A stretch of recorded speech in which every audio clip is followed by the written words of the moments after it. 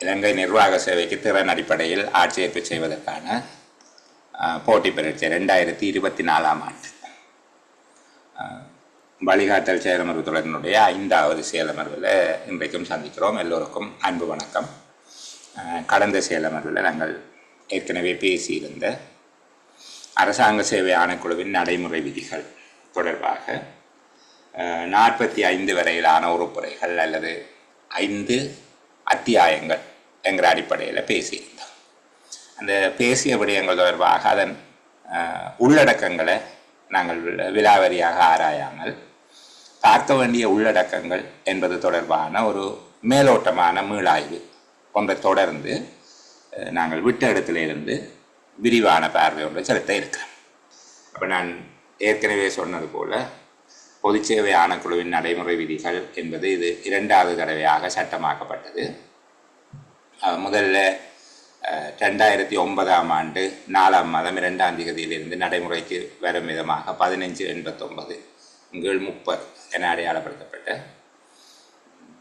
பொதுச்சேவை ஆணைக்குழுவின் நடைமுறை விதிகள் இருந்தது. அது அதன் மூலமாக செய்யப்பட்ட எந்த விதமான ஏற்பாடுகளுக்கும் பங்கமில்லாத விதமாக 1/1/2023 அது செயல் வலு இழப்பதாக அல்லது 31/12/2022 அது செயல் வலு இழப்பதாக கருதப்பட்டு 1/1/2023 23/10/29 இலக்க 2022 ஆண்டு டிசம்பர் மாதம் 14ஆம் தேதி இடப்பட்ட இலங்கை ஜனநாயக சோசலிச குடியரசின் அதிவிசேட வர்த்தமான பத்திரிகை அரசாங்க சேவை ஆணைக்குழுவின் நடைமுறை விதிகள் தற்போது அமலுக்கு இருக்குது. தற்போது நடைமுறையில் இருக்கக்கூடிய இந்த ஆணைக்குழுவின் நடைமுறை விதிகள் தொடர்பாக வினவப்படக்கூடிய வினாக்கள், அது தொடர்பான பின்னணிகள் பற்றிய ஆரம்ப அறிமுகத்தை நாங்கள் நேற்றே பார்த்திருந்தாங்க.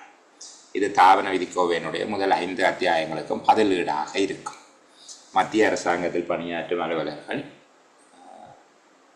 தாவன விதிக்கோவையினுடைய முதல் 5 அத்தியாயங்களுக்கும் பிரதியீடாக இதனை பயன்படுத்த வேண்டும். மாகாண பொதுச்சேவை ஆணைக்குழுக்கள் பெரும்பாலும் தங்களுக்கென நடைமுறை விதிகளை ஆக்கி வைத்திருக்கிறார்கள். அப்படி இல்லாத சந்தர்ப்பத்தில் அவர்கள் தாவன விதிக்கோவையை பயன்படுத்தி கொள்ள முடியும். முதலாவது அத்தியாயம் அரசாங்க சேவை ஆணைக்குழு, அதனுடைய அமைப்பு, அதிகாரங்கள் போன்றவை தொடர்பாக பார்த்தது. அரசியலமைப்பு சட்டத்தின் 54வது உறுப்புரை நீதிகளின் பிரகாரம் அரசாங்க சேவை ஆணைக்குழு தாவிக்கப்படுகிறது.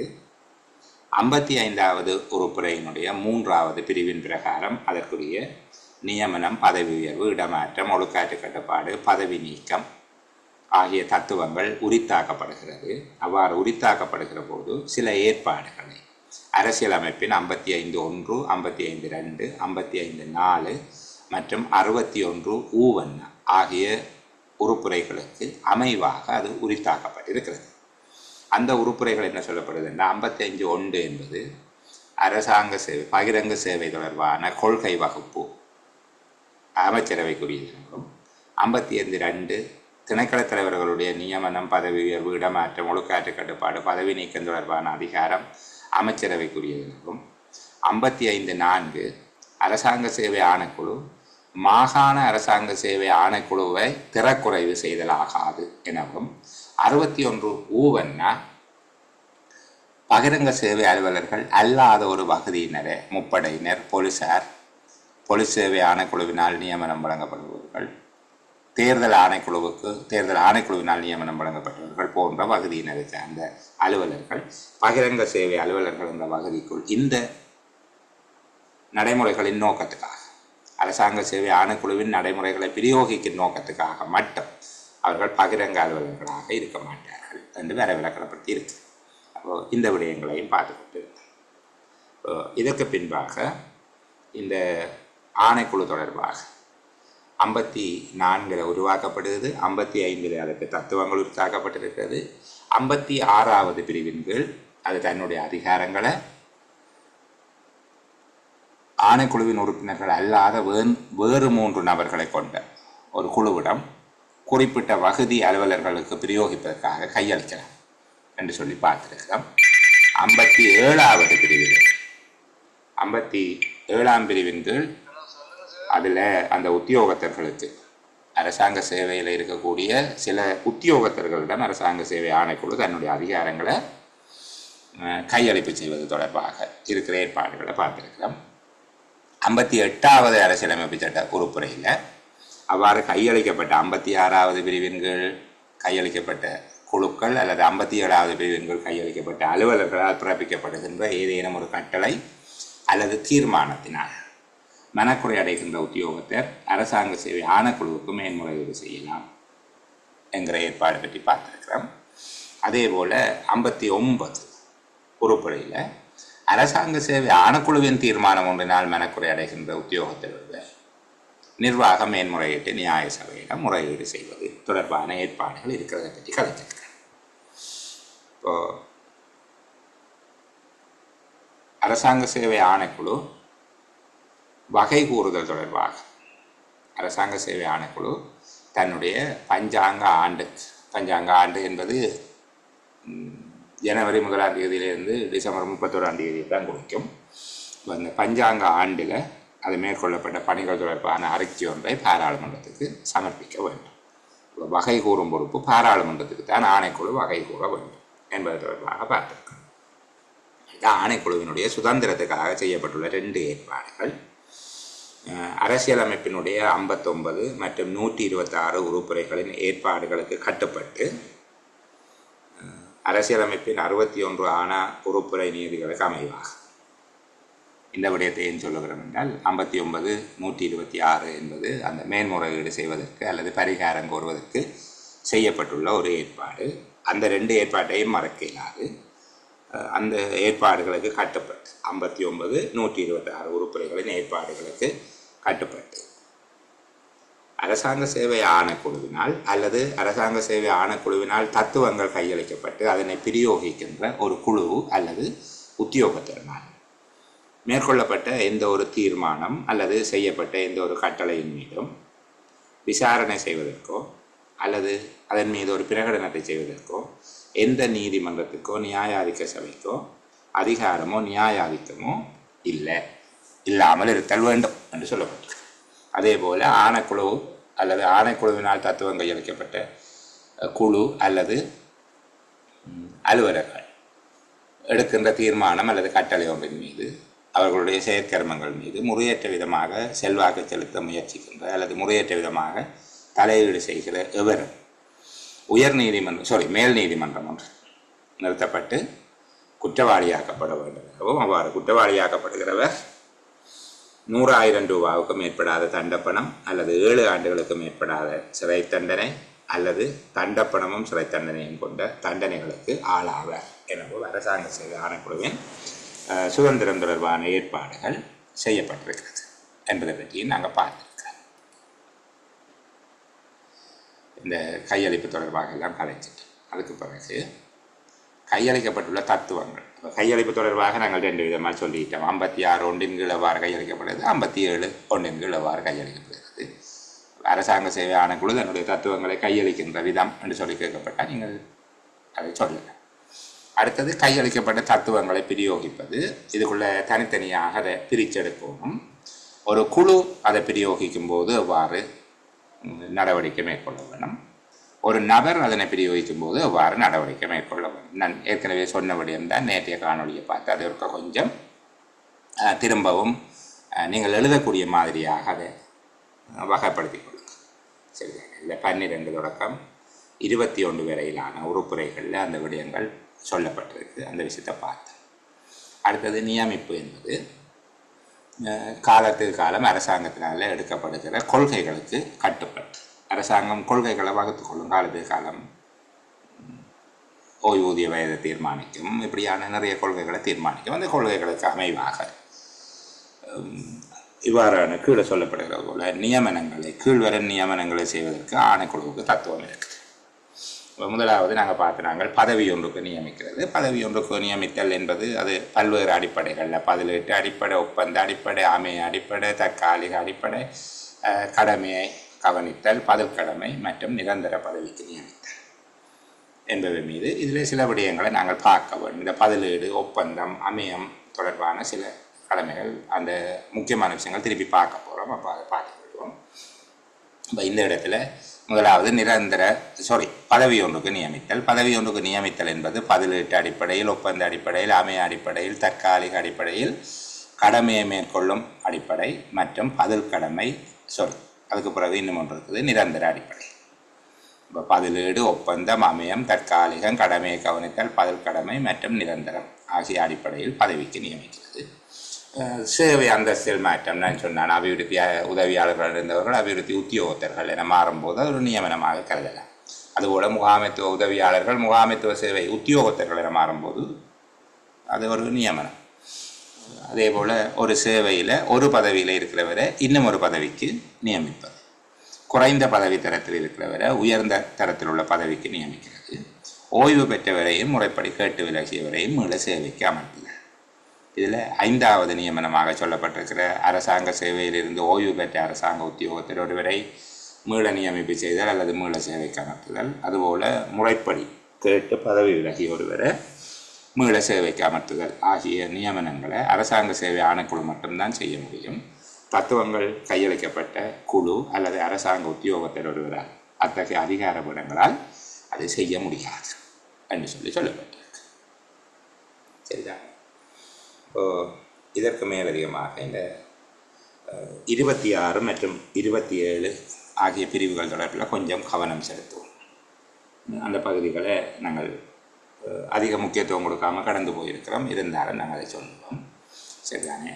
அமைய அடிப்படையிலான கேஷுவல் அப்பாயின்மெண்ட் என்று சொல்லுவோம். அமைய அடிப்படையிலான நியமனம் ஒன்றை வழங்குவது தொடர்பான அடிப்படை அம்சங்கள் என்ன என்று சொல்லி எங்கள்கிட்ட கேட்கப்பட்டால் அந்த பகுதியை கொஞ்சம் கவனிப்போம். முதலாவது, அதுக்கென ஒரு ப்ரொவிஷன் அல்லது ஒரு அலோகேஷன் இருக்க வேணும். ஒரு ப்ரொவிஷன் அல்லது அலோகேஷன் கொண்டு இருக்க வேணும். அதாவது அமைய அடிப்படையில் நாங்கள் நியமனம் செய்யப்படும் என்றால் ஆண்டு மதிப்பீட்டில் அதற்குரிய ஏற்பாடு இருக்க வேணும். ஆண்டு மதிப்பீடுன்னா உங்களுக்கு நிதி ஒழுங்கு விதியில் அதை கதைச்சிருக்கிறீங்க. ஆண்டு மதிப்பீட்டில் அதற்குரிய நிதி ஏற்பாடு இருக்க வேணும். அல்லது அந்த குறிப்பிட்ட வேலைக்கு என்று சொல்லி ஒரு எஸ்டிமேட் ஒன்று கொடுத்து அப்ரூவ் பண்ணியிருப்பீங்க தானே. அந்த ஒர்க் அதுக்கு இஐவுடைய தொடர்புடைய சம்பந்தப்பட்ட என்ற கருத்து. இஐவுடைய பணிக்கு அங்கீகரித்த மதிப்பீட்டில் அந்த அப்ரூவ்ட் எஸ்டிமேட்டில் இந்த வேலைக்கு என்று சொல்லி காசு ஒதுக்கி இருக்க வேணும். அதுதான் ஆண்டு மதிப்பீட்டில் அல்லது தொடர்புடைய பணிக்காக அங்கீகரிக்கப்பட்ட மதிப்பீட்டில் போதிய அளவு நிதி ஒதுக்கீடு செய்யப்பட்டிருக்க வேண்டும். கேஷுவல் அப்பாயின்மெண்ட் ஒன்று கொடுக்க போகிறீங்க. இப்போ ஒரு பெரிய ப்ராஜெக்ட் ஒன்று செய்கிறீங்க, காணி துப்புரவாக போகிறீங்க, கேஷுவலாக ஆக்களை போட்டு காடு வெட்ட போகிறீங்கன்னா எஸ்டிமேட்டில் அந்த யங்கல் கிளியரன்ஸுக்கு காசு ஒதுக்கி இருந்தால் சரி, இருந்தால் அது கேஷுவலாக ஆக்களை போட்டு காடு வெட்டலாம். அதான் இஐவுடைய பணிக்கு அங்கீகரித்த மதிப்பீடு. அல்லது ஆண்டு மதிப்பீட்டில் நிதி ஏற்பாடு செய்யப்பட்டது. 2வது, இந்த பேமெண்ட் எப்படி கொடுக்கலாம் என்றால் நாளாந்த அடிப்படையில் அல்லது அவர்கள் பொருந்தி கொண்ட ஒரு அடிப்படையில், இணக்கப்பாட்டின் அடிப்படையில். இந்த வேலை இவ்வளவு செய்கிறதுக்கு இவ்வளவு காசென்றும் பொருந்தலாம். அல்லது நாளாந்த அடிப்படையில் ஒரு வேலையின் அளவின் அடிப்படையிலையும் பொருந்தி கொள்ள முடியும். நாளாந்த அடிப்படையில் அல்லது இணக்கப்பாட்டின் அடிப்படையில் செலுத்தப்படுகின்ற கொடுப்பனவு மாத்திரம் அவருக்கு செலுத்தலாம். பிறகு வாழ்க்கை செலவுபடி அந்த அலவன்ஸ் எல்லாம் கொடுக்க மாட்டீங்க தானே. 3வது, குறிப்பிட்ட சேவை அல்லது குறிப்பிட்ட வேலை முடிவடைந்தவுடன் அவருடைய சேவை முடிவுறுத்தப்பட வேண்டும். 4வது, அமைய நியமன அடிப்படையில்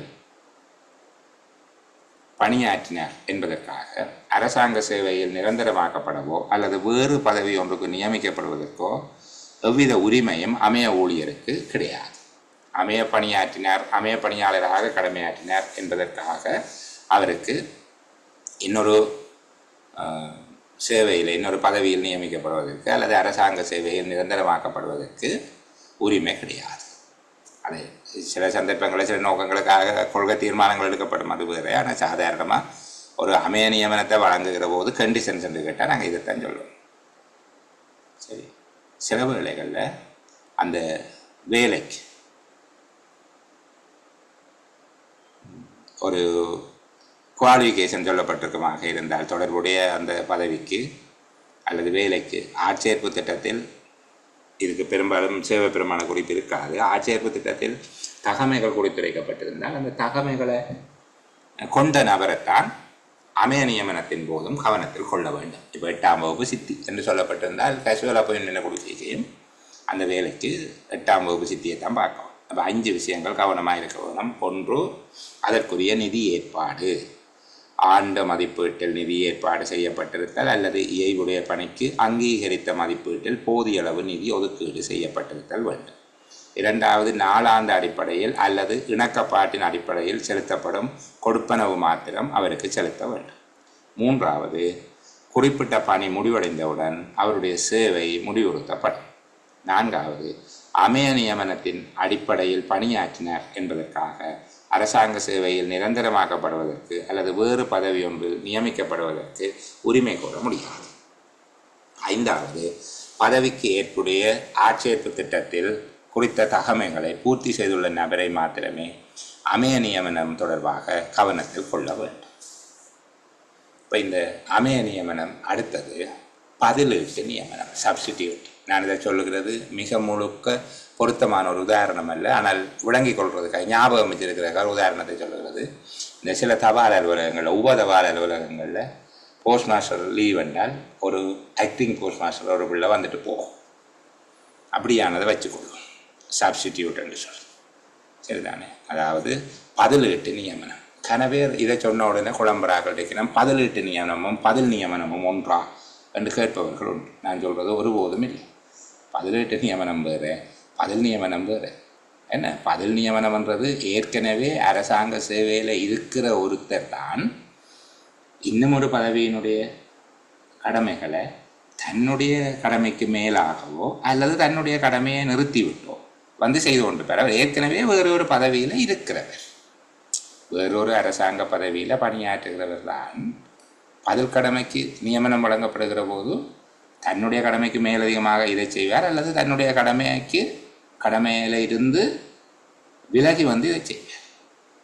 உதாரணமாக ஒரு உதவி பிரதேசியராக நியமிக்கப்படுகிற போது அவர் தன்னுடைய உதவி பிரதேசியர் என்ற கடமையை ஆற்ற மாட்டார், அதற்கு மேலுள்ள பதவியின் கடமையை மட்டும் ஆற்றுவார். ஒரு கிராம அலுவலர் இன்னும் ஒரு பிரிவுக்கு பதில் கடமை ஆற்றும் போது தன்னுடைய கடமையை செய்து கொண்டு அதுக்கு மேலதிகமாக செய்வார். ஆனால் அவர் ஏற்கனவே ஒரு பதவியில் இருக்கிறார். ஆனால் பதிலீட்டு நியமனம் அப்படி இல்லை. அவர் வெளியில் இருப்பார், பதவியில் இருப்பவராக இருக்க மாட்டார். அவர் அந்த நாளுக்கு மட்டும்தான் அரசாங்க உத்தியோகத்தர், மற்ற நாளே ஒரு அரசாங்க உத்தியோகத்தர் அல்ல. இதை மனசில் வச்சுக்கொண்டு இதுக்கு பதில் சொல்ல வேண்டும். இப்போ ஏதாவது ஒரு பதவிக்கு நிரந்தர உரிமையை கொண்டுள்ளவர், அதாவது நிரந்தரமாக அந்த பதவியில் பணியாற்றுபவர் கடமைக்கு சமூகம் அளிக்காத காரணத்தால் அந்த பதவியின் கடமைகளை கவனிப்பது அவசர தேவை ஒன்றாக கருதப்படும் போது பதிலீட்டு நியமனம் ஒன்று செய்யப்படுகிறது. குறித்த பதவியில் நிரந்தரமாக பணியாற்றுபவர் ஏதோ ஒரு காரணத்தினால கடமைக்கு சமூகம் அளிக்க இயலாத சந்தர்ப்பத்தில் அந்த பதவியின் கடமைகளை கவனிப்பது அவசர தேவை ஒன்றாக கருதப்படுகிற சந்தர்ப்பத்தில் பதிலீட்டு நியமனம் ஒன்று செய்யப்படுகிறது. தொடர்புடைய ஆட்சேர்ப்பு திட்டத்தில் குறிப்பிடப்பட்ட நியதிகளின்படி தகமை பெற்ற ஒருவர் மாத்திரமே அந்த நியமனங்களுக்கு பரிசீலிக்கப்பட வேண்டும். பதிலீட்டு நியமனங்களுக்கான வேதனம் நாளாந்த சம்பள அடிப்படையில் மட்டும் செய்யப்பட வேண்டும். டெய்லி பே தான் அதுக்கு. நாளாந்த சம்பள அடிப்படையில் மட்டும் செய்யப்பட வேண்டும். நிரந்தர பதவியை வகிப்பவர் சேவைக்கு திரும்பியவுடன் பதிலீட்டு நியமனம் முடிவுறுத்தப்படும்.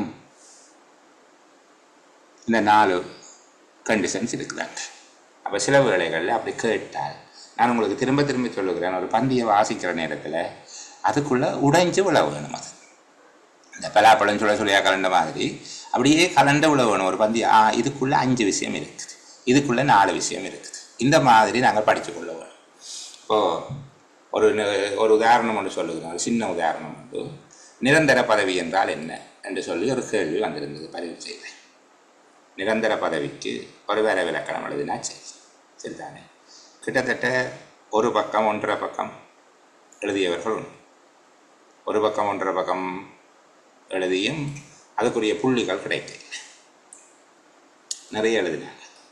ஆனால் அது ஒன்றும் எழுதாமல் ஒரு 3 லைனில் எழுதி போட்டு முழுமையான புள்ளியை பெற்றவர்கள் உண்டு. இப்போ நாங்கள் நிரந்தர உத்தியோகத்தர் என்றால் யார் என்று சொல்லி கேட்கப்பட்ட போது உண்மையில் 6 விஷயம் பார்த்தாங்க. முதலாவது, அங்கீகரிக்கப்பட்ட பதவி அணி ஒன்றில் உள்ள பதவிக்கு, அங்கீகரிக்கப்பட்ட பதவி அணி ஒன்றில் உள்ள பதவிக்கு, அப்ரூவ்ட் காடரில் இருக்கிற ஒரு போஸ்ட்டுக்கு. ரெண்டாவது, அங்கீகரிக்கப்பட்ட சேவை பிரமாண குறிப்பு அல்லது ஆட்சேர்ப்பு திட்டத்துக்கு அமைவாக. மூன்றாவது, தகுதிகான் காலப்பகுதி அல்லது பதில் கடமை காலப்பகுதி தொடர்புபட்ட நிபந்தனைகளோடு. நான்காவது, ஓய்வூதிய உரிமைகளுடன் அல்லது ஓய்வூதிய உரித்து இல்லாமல். ஐந்தாவது, அந்தந்த நியமனம் செய்யும் அதிகாரியினால், உரியால் நியமனம் செய்யப்படும். உரித்தில்லாதவர் செய்தால் அது நிரந்தர நியமனம் அல்ல.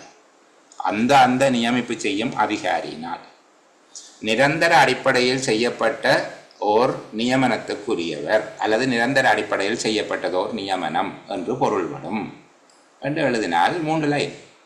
புத்தகத்தில் 3 லைன் தான் கிடைக்கும். ஆனால் முழுமையான புள்ளி அவருக்கு வந்து சேரும். இப்போ நாங்கள் வாசிக்கிற நேரத்தில் அந்த பந்தி எப்படி வாசிக்க போகிறோம் என்றால் அது எங்கள்கிட்ட பாயிண்டாக உடைஞ்சு விழாகும். இப்போ இங்கே நாங்கள் வாசிக்க பாருங்க. முதலாவது, பதவிக்கு நிரந்தர உரிமை கொண்டவர் கடமைக்கு சமூகம் அளிக்காத சந்தர்ப்பத்தில் ஒன்று மட்டும் நிப்பாட்டில்லை, சந்தர்ப்பத்தில் அதன் கடமைகளை கவனிப்பது அவசர தேவை ஒன்றாக கருதப்படும் போது. ரெண்டாவது, ஆட்சேர்ப்பு திட்டத்தில் குறித்த தகமையை பெற்ற ஒருவர் மாத்திரம் அந்த நியமனத்துக்கு பரிசீலிக்கப்படுது. மூன்றாவது, நாளாந்த அடிப்படையில் மட்டும் சம்பளம் கொடுக்கலாம். நாலாவது, நிரந்தர பதவியை வகிப்பவர் சேவைக்கு திரும்பிய உடனே பதிலீட்டு நியமனம் முடிவுறுத்தப்படும். இதுக்கு 4 புள்ளி கொடுப்பாருண்டா இந்த 4 பாயிண்ட் செய்யும் பார்ப்பார். இதை விட நாம் எங்களுக்கு தெரிஞ்சது எங்களோட வார்த்தையில் இதில் நான் இன்னொன்று உங்களுக்கு சொல்லி தருவேன் பாருங்க. பதவி ஒன்று எப்போது வெற்றிடமாகும் என்கிறது ஒரு கேள்வி. சரிதானே? பதவி ஒன்று எப்போது வெற்றிடமாகும் என்று கேட்டால் நாங்கள் நிறைய விஷயம் எழுதுவோம். பதவியை வகிப்பவர் ஓய்வு பெறும்போது, மரணிக்கும் போது, சித்த சுவாதீனமற்றவரானால், பதவி வரிதாக்கப்பட்டால், பதவி நீக்கம் செய்யப்பட்டால், கட்டாயமாக ஓய்வு பெற செய்யப்பட்டார், என்ன இப்படியெல்லாம் எழுதும். ஆனால் அவர்கள் விடை கொடுத்திருக்கிறார்கள் 2 விடயம் மட்டும்தான். ஒன்று, குறித்த பதவியை வகிப்பவரின் சேவை முடிவடையும் போது. அது எப்படி முடிவடைகிறது என்றால் நாங்கள் சொன்ன இந்த காரணங்கள் எல்லாத்தையும் சேர்த்து குறித்த பதவியை வகிப்பவருடைய சேவை நிறைவடையும் போது. ரெண்டாவது, புதிதாக ஒரு பதவி உருவாக்கப்படும் போது. புதுசாக ஒரு கார்டர் கிரியேட் பண்ணப்பட்டால் வேக்கண்ட் வரும். இந்த 2 தான் விட 2 புள்ளிகள் கொடுத்துருந்தாங்க. இப்போ நாங்கள் வாசிக்கிறதுக்கு நான் உங்களுக்கு நீங்கள் நிறைய பேர் நிறைய தெரிஞ்ச ஆக்கள், ஆனால் எப்படி எழுதுறதுன்றதுக்காக தான் இப்போ நாங்கள் படித்து கொண்டிருக்கிறோம். மறுபடி ஒன்றும் தெரியாமல் நேட்டிவ் சர்வீஸுக்கு வந்த ஆக்கள் இல்லை நீங்கள். சரி, அவதானமாக இருக்கணும். நாங்கள் என்ன செய்யணும், எப்படி வாசிக்கிறோம், வாசிக்கிற போது இந்த புத்தகம் புதுசாக தெரியணும். நாம் அப்படி தான் வாசிக்கிறோம். ஓகே, நான் கொஞ்சம் கூட கதைக்கிறேன், அங்கால போவோம். இப்போ இங்கே அமைய அடிப்படையிலான நியமனம் தொடர்பாக 5 கண்டிஷன் இருக்குது. அதுபோல் பதிலீட்டு நியமனம் தொடர்பாக 4 கண்டிஷன் இருக்குது. பதில் கடமைக்கு தனியாக ஒரு அத்தியாயம் இருக்கிறதால இப்போதைக்கு அதை பற்றி பேச மாட்டேன், அதை விட்டுட்டு போயிடுச்சு. சரிதானே? அடுத்தது 30வது அழகாக பார்த்து நாங்கள் பார்த்ததை நான் திருப்பி கதைக்கல. நியமனம் வழங்குறதுக்கு முன்பாக நியமன அதிகாரி என்னென்ன விடயங்கள் இருக்குதான்னு திருப்திப்பட வேணும் என்றால், ஒன்று, உரிய அதிகாரியினால் அது அனுமதிக்கப்பட்ட பதவி அணிக்கு உட்பட்டதாக இருக்கா. ரெண்டாவது, அதற்கு நிதி ஏற்பாடு செய்யப்பட்டிருக்கா, சம்பளம் கொடுக்குறதுக்கு ப்ரொவிஷன் இருக்கா, அலோகேஷன் இருக்கான்னு பார்க்கணும். உண்மையாகவே பதவி அணியில் வெற்றிடம் இருக்கா, உரிய சேவை பிரமாண குறிப்பு ஆட்சேர்ப்பு திட்டத்துக்கு அமைவாக நியமனம் இது நடக்குதா, நியமனம் செய்கிறதுக்கு தனக்கு அதிகாரம் இருக்குதா. அதே போல் நாங்கள் உண்மையாகவே வெற்றிடம் ஏற்படுதல் என்றால் என்ன என்று பார்த்துறாங்க. உண்மையாகவே வெற்றிடம் ஏற்படுதல் என்றால் என்ன சொன்னாங்க? பதவியை வகிப்பவருடைய சேவை நிறைவடையும் போது அல்லது புதிதாக பதவி ஒன்று உருவாக்கப்படும் போது. பதவியை வகிக்கும் ஒருவர் கடமைக்கு சமூகம் அளிக்காத போதிலும் அது வெற்றிடமாக காணப்படாத சந்தர்ப்பங்கள் 31வது ஆர்டிக்கலில் பார்த்துட்டு 31வது ஆர்டிக்கலை குறித்து வச்சுட்டு நீங்கள் திருப்பி ஒருக்கா படித்துக்கொள்ளணும். சரிதானே? அதே போல் நியமனம் செயல் வலுப்பெறும் திகதி எவ்வாறு தீர்மானிக்கப்படுகிறது என்று பார்த்துனாங்க. ஏற்புடைய நியமன கடிதத்தில் குறிப்பிடப்பட்ட திகதி அல்லது உத்தியோகத்தர் கடமையை பொறுப்பேற்கும் திகதி ரெண்டில் எது பிந்தியதாக நிகழுதோ அது நியமனம் செயல்வெளப்பெறும் திகதியாக இருக்கும். ரெண்டாவது, எவராவது ஒரு உத்தியோகத்தர் அவருடைய கட்டுப்பாட்டுக்கு அப்பாற்பட்ட காரணத்தினால அந்த சேவைக்கு உரிய திகதியில் கடமையை பொறுப்பேற்க முடியாத போது நியமனம் செயல்வெளப்பெறும் திகதி ஆணைக்குழுவினால் தீர்மானிக்கப்படும். இது அரசாங்க சேவைக்கும், அதாவது மத்திய அரசாங்க சேவைக்குரிய ஏற்பாடு. இப்போ இதுபோல் ஒரு விடயத்தை நாங்கள் இந்த நியமனங்களை முத்திகதிடுவது தொடர்பாக பார்க்குற வேலைகளில் எனக்கு இன்றைக்கு ஒரு சகோதரி இந்த விஷயத்தை பெரிய கதை கேட்கல, அதை பற்றி நாங்கள் ஆலோசிச்சிருந்தோம். நான் உங்களுக்கு சொல்லுகிறேன். கூடுதலாக வடக்கு மாகாணத்தை சேர்ந்தவர்கள் அதிகம் இருக்கிறதால அண்மையில் வழங்கப்பட்ட ஆசிரியர் நியமனம், இந்த ஆசிரியர் நியமனம் தொடர்பில் ஒரு சரியான தீர்க்க தரிசனமான திட்டமிடல் ஒன்று நடக்க இல்லை. எப்படி என்றால், அவர்கள் ஒரு புதிய நியமனமாக கருதினால் கூட கணிசமான அபிவிருத்தி உத்தியோகத்தர்கள் ஏற்கனவே அரசு சேவையில் இருந்தவர்கள், ஓய்வூதிய நோக்கங்களுக்காக அவர்கள் அதில் தொடர்ச்சியாக சேவை முறிவு இல்லாமல் தொடர்ச்சியாக அந்த சேவையை பேணவர். அப்போது கடமையை பொறுப்பேற்பது ஒரு திங்கட்கிழமையாகவும் அவர்கள் விடுவிக்கப்படுவது வெள்ளிக்கிழமையாகவும் வந்தது. அப்போ சனி ஞாயிறு அவர்கள் எந்த சேவையில் இருந்தார்கள் என்கிறது ஒரு கேள்வி. அதை விட திங்கட்கிழமை பாடசாலைகளை விடுமுறையாக அறிவித்தார்கள். மிகப்பெரிய அடமழை இடி மின்னல் எல்லாம் வந்தபோதும் வடக்கு மாநிலத்தில் பாடசாலை நடந்தது. அப்படி எதுவும் பெரிய அளவுக்கு பாதிப்பு இல்லாத போதும் அது அறிவிக்கப்பட்டது. அதுக்கு எனக்கு காரணம் தெரியாதான் அறிவித்தார்கள். சரி, அது பரவாயில்ல, பிள்ளைகளை பாதுகாத்தாச்சு. ஆனால் இப்போ இந்த பிள்ளைகள் பாவம், அந்த மாதத்தினுடைய கடைசியில் விடுவிக்கப்பட்டாச்சுது. 1ஆம் 2ஆம் தேதி சனி ஞாயிறு, 3ஆம் தேதி திங்கட்கிழமை. உண்மையில நியமனம் செயல்பெறப்படுவது 3ஆம் தேதி. அவர் பழைய சேவையில் இருந்தது முதல் மாதத்தின் கடைசி தேதி. அப்போது 3ஆம் தேதியும் அவர் கடமையை பொறுப்பேற்கிறார். இப்போ 4ஆம் தேதி கடமையை பொறுப்பேற்கிறார். 3ஆம் தேதி அவர் கடமையை பொறுப்பேற்றிருந்தால் கூட அந்த 3ஆம் தேதி தான் அவருடைய நியமனம் செயல்பெறப்படும் தேதியாக இருக்கு.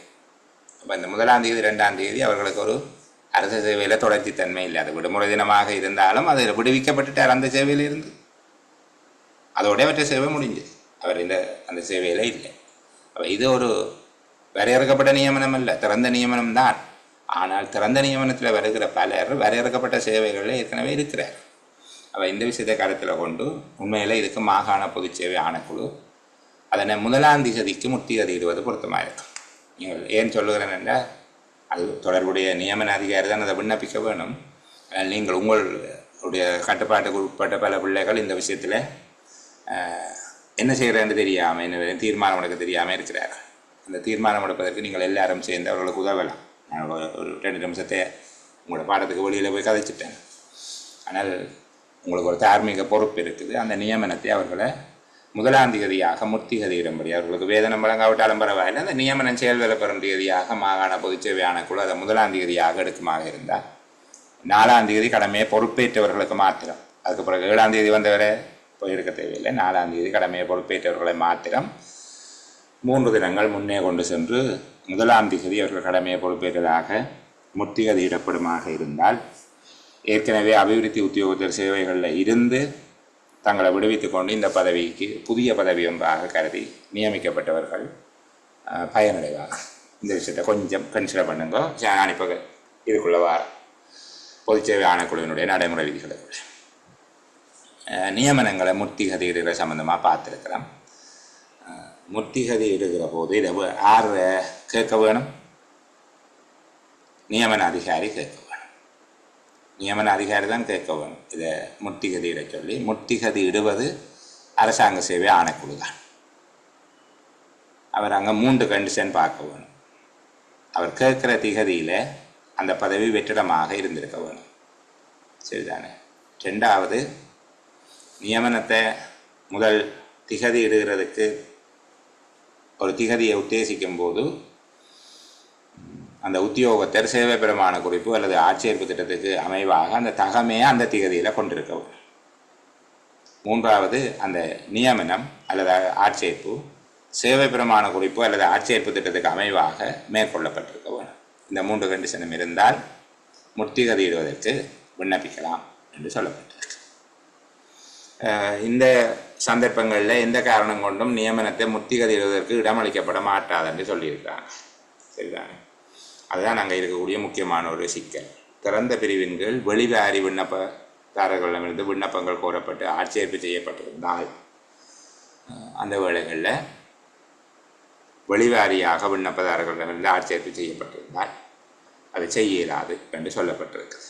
திணைக்களங்களுக்கு ஊடாக திணைக்கள தலைவர்களுடைய விடுவித்தல் சம்மதத்தோடு கோரப்பட்டதால் அதை பற்றி யோசிக்கலாம். ஆனால் இங்கே நாங்கள் விடுதலைக்க இதை பார்ப்போம். ரெண்டாவது, அந்த தகமைகள் பரீட்சிக்கப்பட்ட திகதிக்கு முன்னுக்கு வார ஒரு திகதி, அதாவது அவர் எந்த திகதியில் அதனுடைய தகமைகளை பூர்த்தி செய்ய வேணும் என்று அந்த அறிவித்தலை சொல்லியிருக்கும் தானே, அதுக்கு முன்னுக்கு ஒரு டேட்டில் கொண்டே அவருக்கு ப்ரிடேட் பண்ணி கொடுக்கல.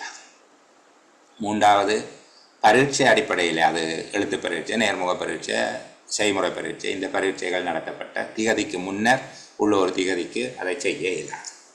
நாலாவது, இவருக்கு முன்பாக நியமனம் பெற்ற ஒருவரை விட இந்த உத்தியோகத்திற்கு சேவை மூப்பு கிடைக்குமாக இருந்தால் அப்போதும் முத்திகதி இடையிலாதுன்னு பார்த்துனாங்க. இது ஏற்கனவே பார்த்துட்ட விஷயம். சரிதானே? அடுத்தது, சேவை பிரமாண குறிப்புக்கும் ஆட்சேர்ப்பு திட்டத்துக்கும் உள்ள வேறுபாடு அழகாக பேசினாங்க. அரசாங்க சேவையில் இருக்கிற அங்கீகரிக்கப்பட்ட சேவைகள், அது நாடளாவிய சேவை அல்லது வரைவிட்ட சேவையோ இணைந்த சேவை அல்லது ஏனைய சேவைகள், இந்த வகைகளுக்குள்ளே இருக்கக்கூடிய சேவைகளுக்கு சேவை பிரமாண குறிப்பு இருக்கும். அவ்வாறான சேவைகளுக்குள்ளே வராமல் இருக்கக்கூடிய பதவிகளுக்கு ஆட்சேர்ப்பு திட்டம் இருக்கும் என்று பார்க்கிறார்கள். இரண்டுமே ஒரே விதமான உள்ளடக்கத்தை கொண்டிருக்கும். மூன்றாவதாக, சேவை பிரமாண குறிப்பு இந்த பொதுச்சேவை ஆணைக்குழுவின் நடைமுறை விதிகளின் வழிகாட்டி முதலாவது பின்னிணைப்புக்கு அமைவாக இருக்கும். சேவை பிரமாண குறிப்பு ஆட்சேர்ப்பு திட்டம் இரண்டாவது பின்னிணைப்புக்கு, அதனுடைய நியம மாதிரிக்கு அமைவாக இருக்கும். மூன்றாவது, அது சமர்ப்பிக்கப்படுகிற விதம் தொடர்புடைய அமைச்சு செயலாளரால் அவருடைய சிபாரிசுகளோடு தாபன பணிப்பாளர் நாயகம் மற்றும் திரைசேரி நியமன அதிகாரி ஆகியோரின் அவதானிப்புகள் பரிந்துரைகளோடு பொதுச்சேவை ஆணைக்குழுவுக்கு சமர்ப்பிக்கப்பட வேண்டும். நான்காவது விடயமா, சேவை பிரமாண குறிப்பு வர்த்தமானி அறிவித்தலை பிரசுரிக்கப்படுவதோடு ஆட்சேர்ப்பு திட்டம் பொருத்தமான முறையில் பகிரங்கப்படுத்தப்படலாம். ஐந்தாவது, சேவை பிரமாண குறிப்பு ஆட்சேர்ப்பு திட்டம் என்பவை அமைச்சரவையினால் அனுமதிக்கப்பட்ட அல்லது அமைச்சரவையினால் ஆக்கப்பட்ட கொள்கைகளுக்கு முழுமையாக இணங்கியதாக இருக்க வேண்டும். அதாவது அமைச்சரவையினால் அனுமதிக்கப்பட்ட கொள்கைகளில் இருந்து விலகி இருக்கக்கூடாது என்கிற பகுதி பார்த்து நாங்கள் இவ்வளவும் சேர்த்து ஒரு கேள்வியாக சேவை பிரமாண குறிப்பு ஒன்று ஆட்சேர்ப்பு திட்டத்திலிருந்து எவ்வாறு வேறுபடுகிறது என்பது போல கேட்டால் எழுதக்கூடியதாக இருக்கணும். இதுக்குள்ளே தனித்தனியாகவும் கேட்கலாம். முதலாம் பின்னிணைப்பு, இரண்டாம் பின்னிணைப்பு, 4 விடையில் ஒன்று கீறுற மாதிரியான கேள்வி வருகிற போது நீங்கள் எல்லா பின்னிணைப்புகளையும் கொஞ்சம் கவனம் செலுத்த வேணும். நாங்களும் பார்ப்போம், நீங்கள் தனியாகவும் அதை பார்த்துக்கொள்ள வேணும். சரிங்களா? அடுத்தது, திருத்தம் செய்கிற போதும் இதே மாதிரி தான். யார் இதை விண்ணப்பிக்க வேணும்? தொடர்புடைய அமைச்சின் செயலாளர். யாருக்கு விண்ணப்பிக்க வேணும்? அரசாங்க சேவை ஆணைக்குழுவுக்கு. எப்படி விண்ணப்பிக்க வேணும்? தாவன பணிப்பாளர் நாயகம், திரைசேரி என்ற முகாமைத்துவ சேவைகள் பணிப்பாளர் நாயகம் மற்றும் நியமன அதிகாரி ஆகியோருடைய பரிந்துரைகளோடு அல்லது அவர்களுடைய அபிப்பிராயங்களோடு சேவை பிரமாண குறிப்பில் திருத்தம் செய்ய வேண்டியது தொடர்பான அட்டவணை ஒன்றோடு இந்த விண்ணப்பத்தை சமர்ப்பிக்க வேண்டும். அந்த அட்டவணை 3 விடயங்களை கொண்டிருக்கும். திருத்தம் செய்யப்பட வேண்டிய சேவை பிரமாண குறிப்பு அல்லது ஆட்சேர்ப்பு திட்டத்தில் தற்போது இருக்கக்கூடிய ஏற்பாடுகள், அதாவது திருத்தம் செய்ய வேண்டிய ஏற்பாடுகள். 2வது, திருத்தம் செய்வதற்கான காரணம். 3வது, உத்தேச திருத்தங்கள். திருத்தப்பட்ட ஒரு சேவை பிரமாண குறிப்பு தொடர்பான வரை உத்தேசிக்கப்பட்ட திருத்தங்கள் அடிக்கோடிடப்பட்டு அது காட்டப்பட்டிருக்க வேண்டும். திருத்தம் செய்கிறதுக்கு விண்ணப்பிக்கிறது எப்படி என்று சொல்லி பார்க்கிறாங்க. அடுத்தது 45வது, இதுதான் பார்த்து நிறைவு செய்தாங்க. அரசாங்க சேவையில் நியமனம் பெறுவதற்கு தகமை இல்லாதவர்கள் யார் என்று சொல்லி அதை நான் சொல்லி நேரத்தை விரியப்படுத்தவில்லை. கொஞ்சம் கூட நேரம் கழிச்சிட்டேன் என்கிறதால அதை விட அது தெளிவாக சொல்லப்பட்டிருக்குது என்கிற அடிப்படையில் நான் 5 அத்தியாயங்களோடு நிறைவு செய்திருந்தாங்கள். இன்றைக்கு 6வது அத்தியாயம். நியமனங்களை நெறிப்படுத்துகிற நியதிகள் நிபந்தனைகள். இந்த பகுதியில் நான் கேள்வியாக உடைச்சு கொண்டு போகையில், ஏனென்றால் இதில் நிறைய விஷயம் வேறு இடங்கள்ல இருந்து எடுத்துக்கொண்டு வந்து போட்டிருக்கிறேன். ஏன் அப்படி செய்தினோம்னு தெரியல. இந்த 47வது உறுப்புரை என்பது அரசியலமைப்பு சட்டத்திலே அப்படியே இருக்கிறது. இலங்கை ஜனநாயக சோசலிச குடியரசில் இருக்கக்கூடிய எந்த ஒரு பிரஜைக்கும் உள்ள கடப்பாடு என்கிற அடிப்படையில் அப்படியே சொல்லப்பட்டிருக்கு. இலங்கை ஜனநாயக சோசலிச குடியரசின் அரசியலமைப்பில் இந்த விடயம் ஒரு உறுப்புரையாக எனக்கு உடனடியாக அது ஞாபகத்தில் உறுப்புரை இலக்கம் ஞாபகம் வரையில் ஆனால் இருக்குது. சரிதானே? அதே போல் 46வதாக இருக்கக்கூடிய ஏற்பாடு தாவன விதி கோவை என்ற தொகுதி 2 47வது அத்தியாயத்தில் அரசாங்க உத்தியோகத்தர்களுடைய நடத்தை முழுக்கவும் பொது நடத்தை முழுக்கம் என்கிற அடிப்படையில் 1ஆம் 2ஆம் விடயங்களாக சொல்லப்பட்டிருக்குது. அப்போ இதில் வந்து கேள்வியை கேட்குற ஒதிஞ்ச கேட்குறாரு அங்கே கேட்குறாரு பொதுவாக பொது நடத்தை முழுக்கவும் என்று கேட்டப்பட்டால் நீங்கள் 47வது அத்தியாயத்தில் 1வது பிரிவைத்தான் படிக்க வரும்.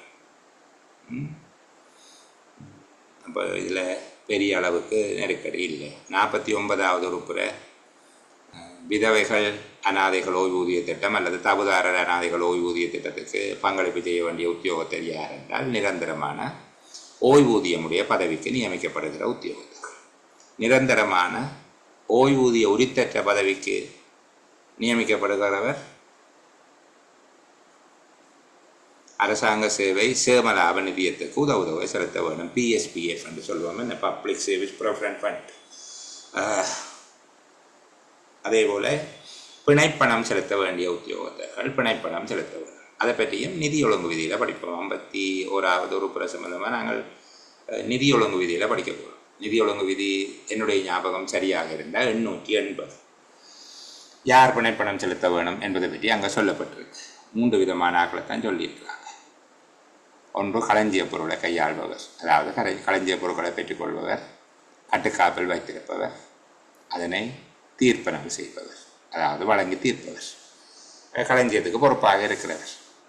களஞ்சிய பொருட்களை பெற்றுக்கொள்பவர், அதனை கட்டுக்காப்பில் வைத்திருத்தல் மற்றும் அதனை தீர்வு செய்தல் ஆகிய கர்மங்களுக்கு பொறுப்பாக இருக்கக்கூடியவர் பிணைப்பணம் செலுத்துவார். நாங்கள் FR படிக்க படிப்போம் கட்டாயமா, இருந்தாலும் ஞாபகத்துக்காக சொல்லிக்கொண்டு போவோம். 2வது அரசாங்க பணம், முத்திரைகள் என்பவற்றை பெறுதல், கட்டுக்காப்பில் வைத்திருத்தல், வளங்கள், பகிர்ந்தளித்தல் ஆகியவற்றுக்கு பொறுப்பாக இருக்கிறவர். 2வது காசு முத்திரை. 1வது களஞ்சிய பொருள், 2வது காசு முத்திரை. அதுவும் பெறுதல், கட்டுக்காப்பில் வைத்திருத்தல், வளங்கள், பகிர்ந்தளித்தல் போன்ற கர்மங்களை செய்கிறது. 3வது அரசாங்க கணக்கின் மீதான காசோலைகளில் கையெழுத்திடுபவர்களும் பண உறுதி பற்றிச்சீட்டுக்களை அல்ல பண உறுதிச்சீட்டுக்களை அத்தாட்சிப்படுத்துபவர்கள். வவுச்சரில் சைன் பண்ணுறார்கள், செக்கில் சைன் பண்ணுறார்கள். இந்த 3 பேரும் பிணைப்பணம் செலுத்துவார்கள் என்று சொல்லப்பட்டிருக்குது. பிணைப்பணம் செலுத்துறது ஆகக்கூடியது 2 மாத அவகாசம். அதுக்கு பிறகு செலுத்தாவிட்டால் இன்னும் 1 மாதம் கழிஞ்சால் அவருடைய பதவி வரிதாகிவிடும் என்று சொல்லப்பட்டிருக்கு. பிணைப்பண ஏற்பாடுகளுக்கு அமைவாக அவர் பிணைப்பணம் செலுத்த தவறினால் அவர் அந்த பதவியை வரிதாக்கியவராக கருதி நடவடிக்கை எடுக்க வேண்டும் என்று நிதி ஒழுங்கு விதி சொல்லப்பட்டிருக்கு. சரிதானே? இந்த பதவி வரிதாக்கல் தொடர்பாக நாங்கள் வரையக்க பார்ப்போம். மொத்தமாக பதவி வரிதாக்கல் 7 சந்தர்ப்பங்களில் நடக்கும். என பேர் சொல்லாமல் கொள்ளாமல் வேலைக்கு வர ஆவிட்டால் தான் பதவி வரிதாக்கல் நடக்கும் என்று சொல்லி இல்லை. பதவி ஒன்று வரிதாக்கும் சந்தர்ப்பம் 7 சந்தர்ப்பம் இருக்குது. நாங்கள் பதவி வரிதாக்கல் தொடர்பாக வரையக்குள்ள அதை பற்றி அழகாக பார்க்கலாம். சரி, அடுத்தது இந்த மருத்துவ சான்றிதழ் தொடர்பாக. மருத்துவ சான்றிதழ் தொடர்பில் முக்கியமான சில விஷயங்கள் இப்போ உங்களுக்கு தெரியும். மருத்துவ சான்றிதழ் செய்யப்படுகிற இந்த நோக்கம் என்ன? தீவின் எப்பாகத்திலும் கடமையாற்றக்கூடிய உடல் உள ஆரோக்கியத்தை கொண்டவராக அவர் இருக்கிறார். தீவின் எந்த எப்பாகத்திலும் கடமையாற்றக்கூடிய அரசாங்க சேவையை திறக்குறைவில்லாமல் நடத்தக்கூடிய வகையில் அவர் உடல் உள்ள ரீதியான தகமையை கொண்டுள்ள என்பதை உறுதிப்படுத்துவதற்காக அது செய்யப்படுது. 2வது அதுக்கு பயன்படுத்தப்படுகிற படிவம் இது. சுகாதாரம் 169. பொது 169 சுகாதார 169 சேர்ந்து தான் போகும். பொது 169ன்றது அரசாங்க மருத்துவ அதிகாரிக்கு செய்யப்படுகிற விண்ணப்பம், திணைக்கள தலைவரினால் வழங்கப்படுகிற பணிப்புரை. விண்ணப்பம் என்று சொல்லக்கூடாது, பணிப்புரை. பரிசோதனைக்கு இவரை உட்படுத்தி அறிக்கை தருமாறு திணைக்கள தலைவரோ நிறுவன தலைவரால் அரசாங்க மருத்துவ அதிகாரிக்கு வழங்கப்படுகின்ற ஒரு பணிப்பாக அது இருக்கும். பொது 69, சுகாதாரம் 169 என்பது தான் மருத்துவ அறிக்கை சமர்ப்பிக்கப்படுகிற படிவம். இப்போ சில படிவத்துக்கு கீரை சொல்லி வரலாம். 4 படிவங்களில் கீரை சொல்லி வரலாம். இப்போ 2வது அதில் அபேட்சகர் என்ற வார்த்தையை பயன்படுத்துகிறாங்க. அபேட்சகர் என்ற அப்புறம் நாங்கள் தேர்தலில் போட்டியிடுகிறவர் இருக்கக்கூடாது, உரிய நியமனத்தை பெறுபவர். உடல் உள ரீதியாக தகுதியுடையவர் என்று தெரிய வந்தால் யாருக்கு இந்த சர்டிஃபிகேட் அனுப்ப வேணும், தகுதி அற்றவர் என்று தெரிய வந்தால் யாருக்கு அனுப்ப வேணும் என்ற ஒரு குழப்பம் இருக்கு. தகுதி உடையவர் என்று தெரிஞ்சால் திணைக்கள தலைவருக்கு அனுப்ப வேணும். தகுதி அற்றவர் என்று சொல்லி தெரிஞ்சால் இந்த விடயத்தை சுகாதார சேவைகள் பணிப்பாளர் நாயகத்திலிருந்து சமர்ப்பிக்க வேண்டும். சுகாதார சேவைகள் பணிப்பாளர் நாயகம் மேலதிக பரிசோதனை ஒன்றை செய்து அவர் தன்னுடைய இறுதி முடிவை திணைக்கள தலைவருக்கு அறிவிப்பார். தகுதியற்றவர் என்று தெரிய வருகிற போது அரசாங்க மருத்துவ அதிகாரி, ஆக குறைஞ்சது ஒரு டிஎம்ஓ அதை செய்ய வேணும், ஒரு மாவட்ட வைத்திய அதிகாரி. அவர் இங்கே அறிவிக்க மாட்டார், சுகாதார சேவைகள் பணிப்பாளர் நாயகத்துக்கு தான் கொடுப்பார். சுகாதார சேவைகள் பணிப்பாளர் நாயகம் மேலதிக பரிசோதனை ஒன்றை செய்த பின்னர் அப்போதும் அவர் உடலுள்ள ரீதியாக பொருத்தமற்றவர் என்று தெரிய வருமாக இருந்தால், அல்லது பொருத்தம் உள்ளவர் என்று தெரிய வருமாக இருந்தால், 2 விடயத்திலையும் அவர் திணைக்கள தலைவருக்கு அறிவிப்பார். இதில் ஒரு கண்டிஷன் இருக்குது. மருத்துவ அறிக்கை கிடைக்கும் வரைக்கும் புதிதாக நியமனம் செய்யப்பட்ட உத்தியோகத்திற்கு சம்பளம் வழங்கக்கூடாது. ஆனால் தாமதத்துக்கு உத்தியோகத்திற்கு காரணம் அல்ல என்று தெரிய வரும்போது திணைக்கள தலைவர் தன்னுடைய தற்துணிவின் பேரில் சம்பளம் வழங்கலாம். நாங்கள் அதை பற்றி யோசிக்கிறதில்லை, ஆனால் அப்படி செய்யக்கூடாது. என்ன 3 மாத காலத்துக்குள்ளே மெடிக்கல் கிடைக்க வரும் என்று சொல்லப்பட்டு, அடுத்தது நியமனம் செய்கிறதுக்கு தகுதியற்றவராக ஒருவருக்கு மருத்துவ அறிக்கை கிடைத்தால் அவருடைய நியமனம் ரத்து செய்யப்பட வேண்டும். ஆனால் அவர் சேவையாற்றிய காலத்துக்கு சம்பளம் வழங்க வேண்டும். அரசாங்கத்துக்கு யாரும் இலவசமாக சேவை செய்யக்கூடாது, அது அரசாங்கத்துக்கு அவமானம். ஆகவே அவருக்கு சம்பளம் கொடுக்க வேண்டும். உடல் உள ரீதியாக தகுதியற்றவர் என மருத்துவ அறிக்கையின்படி உறுதி செய்யப்பட்டால் அவருக்கு மேற்கொள்ளப்படக்கூடிய நடவடிக்கை அவருடைய நியமனத்தை ரத்து செய்ய வேண்டும். எனினும் அவர் சேவை புரிந்த காலப்பகுதியுடைய சம்பளத்துக்கு உரித்துடையவராக இருப்பார்.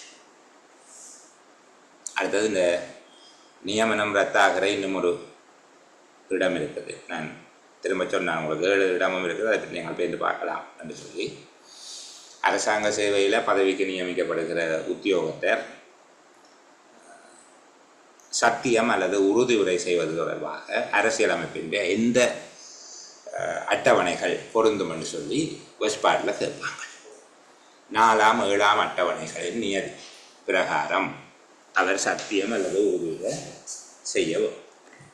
1 மாத காலப்பகுதிக்குள்ள சத்தியம் அல்லது உறுதியுரை செய்ய தவறும் அவரும் தன்னுடைய பதவியை தானே வெற்றும் பருதுமாக்கியவராக கருதி நடவடிக்கை எடுத்துக்கணும்.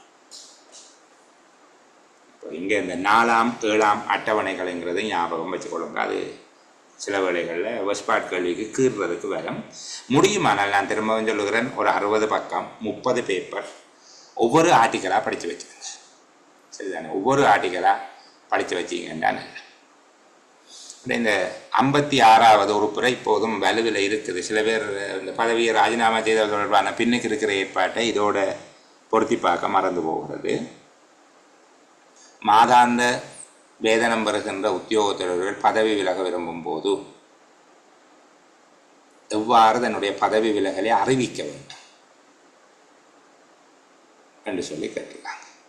எவ்வாறு தன்னுடைய பதவி விலகலை அறிவிக்க வேண்டும்?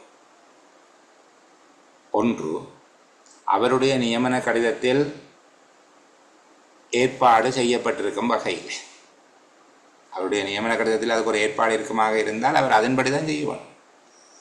மாதாந்த வேதனம் பெறுபவர் தனது பதவியிலிருந்து விலக விரும்புகிற போது அவருடைய நியமன கடிதத்தில் வேறு வழியில் குறிப்பிடப்பட்டிருந்தால் அன்றி, குறிப்பிடப்பட்டிருக்காவிட்டால் தான் கீழே இருக்கிற மற்ற விஷயத்துக்கு போகணும். முதலாவது அவருடைய நியமன கடிதத்தில் குறிப்பிடப்பட்டுள்ள வழிமுறைக்கு அமைவாக தன்னுடைய பதவி விலகல் கடிதத்தை கொடுக்க வேண்டும். ரெண்டாவது, அவ்வாறு குறிப்பிடப்பட்டிருக்காத சந்தர்ப்பத்தில் நியமன அதிகாரிக்கு ஆக குறைந்தது ஒரு பஞ்சாங்க மாதத்துக்கு முன்னர் அறிவித்தல் வழங்க வேண்டும். மூன்றாவது, நியமன அதிகாரி உடன்படும் சந்தர்ப்பத்தில் அதனிலும் குறைந்த காலப்பகுதிக்கான முன்னறிவித்தலில், அதாவது ஒரு மாதத்துக்கும் குறைவான கால முன்னறிவித்தலை கொண்டிருக்கும் போது நியமன அதிகாரி உடன்பட்டால் ஒரு மாத வேதனத்துக்கு சமமான பணத்தொகையினை செலுத்தி தன்னுடைய பதவியிலிருந்து விலகி கொள்ளலாம். இது மூன்றாவது விஷயம். இப்போ நான் முதலே சொன்னது போல, இப்போ அந்த பாருங்க 56வது ஆர்டிகளை வாசிக்கிற நேரம் அது துண்டு துண்டா உடையுது. முதலாவது, மாதாந்த வேதனம் பெறுகின்ற தன்னுடைய பதவியிலிருந்து விலக விரும்புகிற அரசாங்க உத்தியோகத்தில் அவருடைய நியமன கடிதத்தில் குறிப்பிடப்பட்ட வழிமுறையில் விலகலாம். அவ்வாறு வேறு வழிமுறையில் குறிப்பிடப்பட்டிருந்தால் அன்றி, அவ்வாறு குறிப்பிடப்படாத சந்தர்ப்பத்தில் நியமன அதிகாரிக்கு ஆக குறைந்தது ஒரு பஞ்சாங்க மாதத்துக்கு முன்னர் அறிவித்தலை வழங்க வேண்டும். மூன்றாவது, நியமன அதிகாரி உடன்படும் சந்தர்ப்பத்தில் மட்டும் அவர் அரசாங்கத்துக்கு ஒரு மாத வேதனத்துக்கு சமமான பணத்தொகையை செலுத்தி தன்னுடைய பதவியிலிருந்து விலகிக் கொள்ளலாம். அது ஒரு மாதத்துக்கு குறைந்த அவகாசம் காணப்படும் போது. நாலாவது, நியமனம் செய்யும் அதிகாரி பதவி விலகலை ஏற்றுக்கொண்டமை பற்றி எழுத்து மூல அறிவித்தலை வழங்குகிற திகதிக்கு பின்னர் தான் ஒருவருடைய பதவி விலகல் செயல்வலுப்பெறும். பின்னுக்கு நாங்கள் அது பற்றி படிப்போம். இருந்தாலும் நான் சொல்லிட்டு போகிறேன். பதவி விலகல் கடிதம் வழங்கிய ஒருவர் அன்றைய திகதியிலிருந்து எவ்வித விடுமுறைக்கு முடித்தனர். பதவி விலகல் கடிதத்தை கொடுத்த ஒருவர் அந்த திகதியில் இருந்து பதவி விலகல் தொடர்பாக நியமன அதிகாரியின் தீர்மானம் கிடைக்கப்பெறும் வரையில் எவ்விதமான விடுமுறை பெறுவதற்கு முடித்தவர். பதவி விலகல் கடிதத்தை கொடுத்துட்டு வேலைக்கு வராமல் விட்டுட்டார் என்றால் அவர் தன்னுடைய சுய இசைவின் பேரில் பதவியை வெற்றி வரிதாக்கியவராக கருதப்பட்டு பதவி வரிதாக்கல் அறிவித்தல் வழங்கப்பட வேண்டும். நாங்கள் பிறகு படிப்போம் இந்த ஏரியாவில். ஆனால் இந்த இடத்துல சொல்லிட்டு போகும். சரிதானே?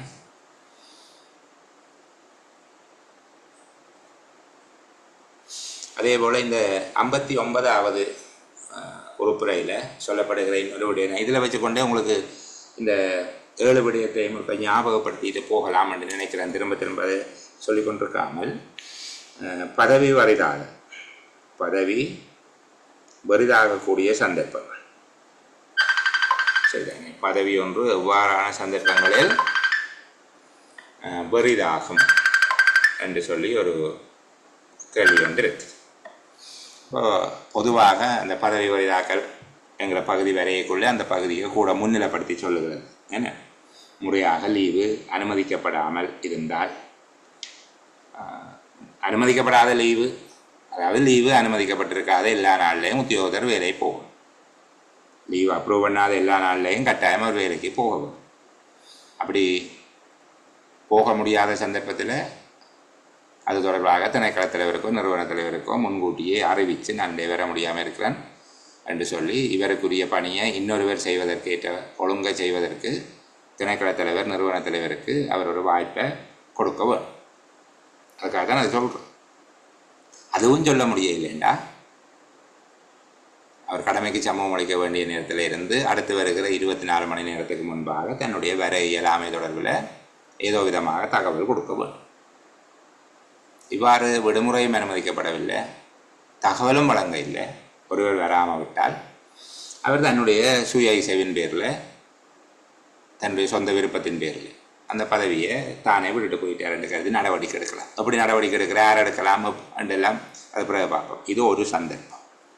இதுக்கு முன்னும் பின்னும் உள்ள சந்தர்ப்பங்கள். சரிதானே? எங்களை இதை நாங்கள் இந்த 24 மணி நேர சந்தர்ப்பம் என்று வைப்போம். அதுக்காக வெள்ளிக்கிழமை ஒரு தம்பர் ஆகிட்டான்டா சனிக்கிழமை காலமே ஆஃபீஸை திறந்து அவனை விஓபி அடிக்கிறே இல்லை, திங்கக்கிழமை மட்டும் பார்க்கணும். சரி, 24 மணி நேர சந்தர்ப்பம். அதை விட முதலாவது நியமன கடிதம். நியமன கடிதத்தில் குறிக்கப்பட்ட திகதியில் தகுந்த காரணம் இல்லாமல் ஒரு உத்தியோகத்தர் தன்னுடைய பதவியை பொறுப்பேற்கவில்லை என்றால் அவருடைய அந்த பதவி அவருடைய நியமனம், அவருக்கு வழங்கப்பட்ட நியமனம் வெற்றும் பெரிதும் ஆகிவிடும். அதுக்காகத்தான் பின்னணைப்பு 5 வீட்டை இருந்தே அறிவிக்கிறதுக்குரிய ஏற்பாடு இருக்குது. நியமன கடிதத்தில் குறிப்பிடப்பட்ட நிபந்தனைகளுக்கு அமைவாக நான் இந்த பதவியை பொறுப்பேற்றுக் கொள்வேன், பொறுப்பேற்க மாட்டேன் என்று வீட்டில் இருந்தே அறிவிக்கும். பொறுப்பேற்றுக் கொண்டேன் என்று பின்னணைப்பு 6 அங்கே போய் அறிவிக்கிறது, வீட்டில் இருந்து அறிவிக்கிறது 5. அப்போ உரிய அதிகதியில் நியமனத்தை, உரிய அதிகதி என்றது அன்றைய அதிகதியா அல்லது அதில் இருந்து ஒரு கிழமையா 14 நாள், அது ரூலிங்கை பேர்ந்து பார்ப்போம். ஆனால் உரிய அதிகதியில் நியமனத்தை பொறுப்பேற்க தவறுபவருடைய நியமனம் வெற்றும் பெரிதும் ஆகிவிடும். இது ஒன்று. அப்போ முதலாவது நியமன கடிதத்தில் சொல்லப்பட்ட திகதி. 2வது வேலைக்கு போயிட்டார், 1 மாதத்தில் சத்திய பிரமாணம் செய்யல. 1 மாதத்துக்குள்ளே சத்திய பிரமாணம் உறுதியுரை அரசியலமைப்பு சட்டத்தின் 4ஆம் 7ஆம் அத்தியாயங்களுக்கு அமைவாக 4ஆம் 7ஆம் இணைப்புகளுக்கு அமைவாக அவர் சத்திய பிரமாணம் அல்லது உறுதியுரை செய்ய இல்லை என்றால் அப்போது அது வெற்றும் பெரிதும் ஆகிவிடும். அடுத்தது பொய்யான தகவல்கள், போலியான சான்றிதழ்கள். சரிதானே? போலியான தகவல்கள் சான்றிதழ்களை செய்து அதை கொடுத்து நியமனம் பெற்றதாக தெரிய வரும்போது, முறையாக தாவிக்கப்படும் போது என்றால் அது சரியாக விசாரித்து அதை உறுதிப்படுத்தப்படும் போது, முறையாக தாவிக்கப்படும் போது அந்த வினாடியே அவருடைய பதவி வெற்றும் பெரிதும் ஆகிவிடும்.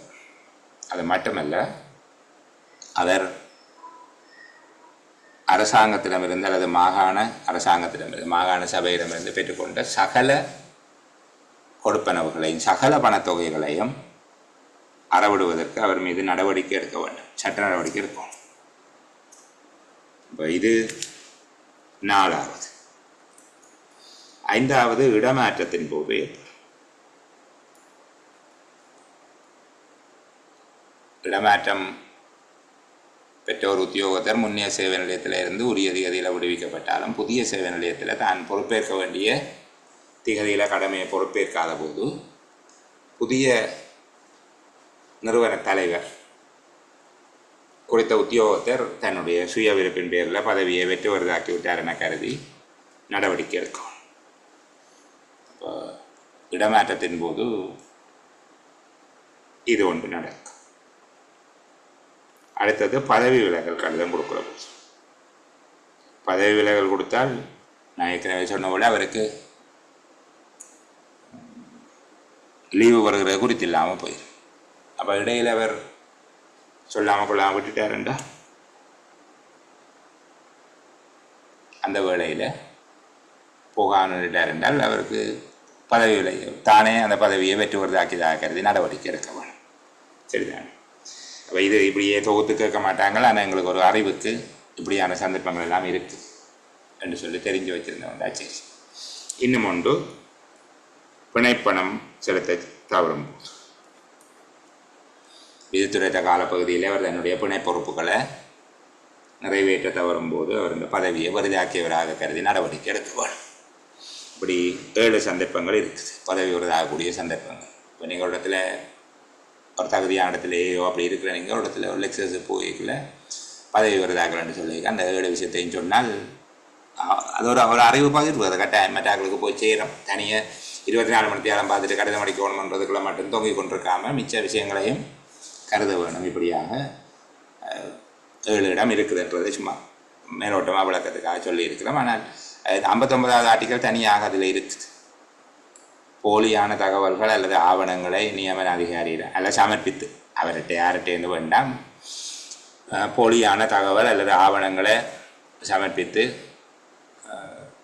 தன்னுடைய நியமனத்தை பெற்றுக்கொண்ட ஒருவர் அவ்வாறு செய்தமை நிரூபிக்கப்படும் போது மேற்கொள்ள வேண்டிய நடவடிக்கை என்ன? முதலாவது, அந்த குற்றச்சாட்டு தொடர்பாக அவருக்கு அறிவித்து அவருக்கு அது தொடர்பில் காரண விளக்கம் அளிப்பதற்கு அல்லது விளக்குவதற்கு சந்தர்ப்பம் அளிக்கப்பட வேண்டும்.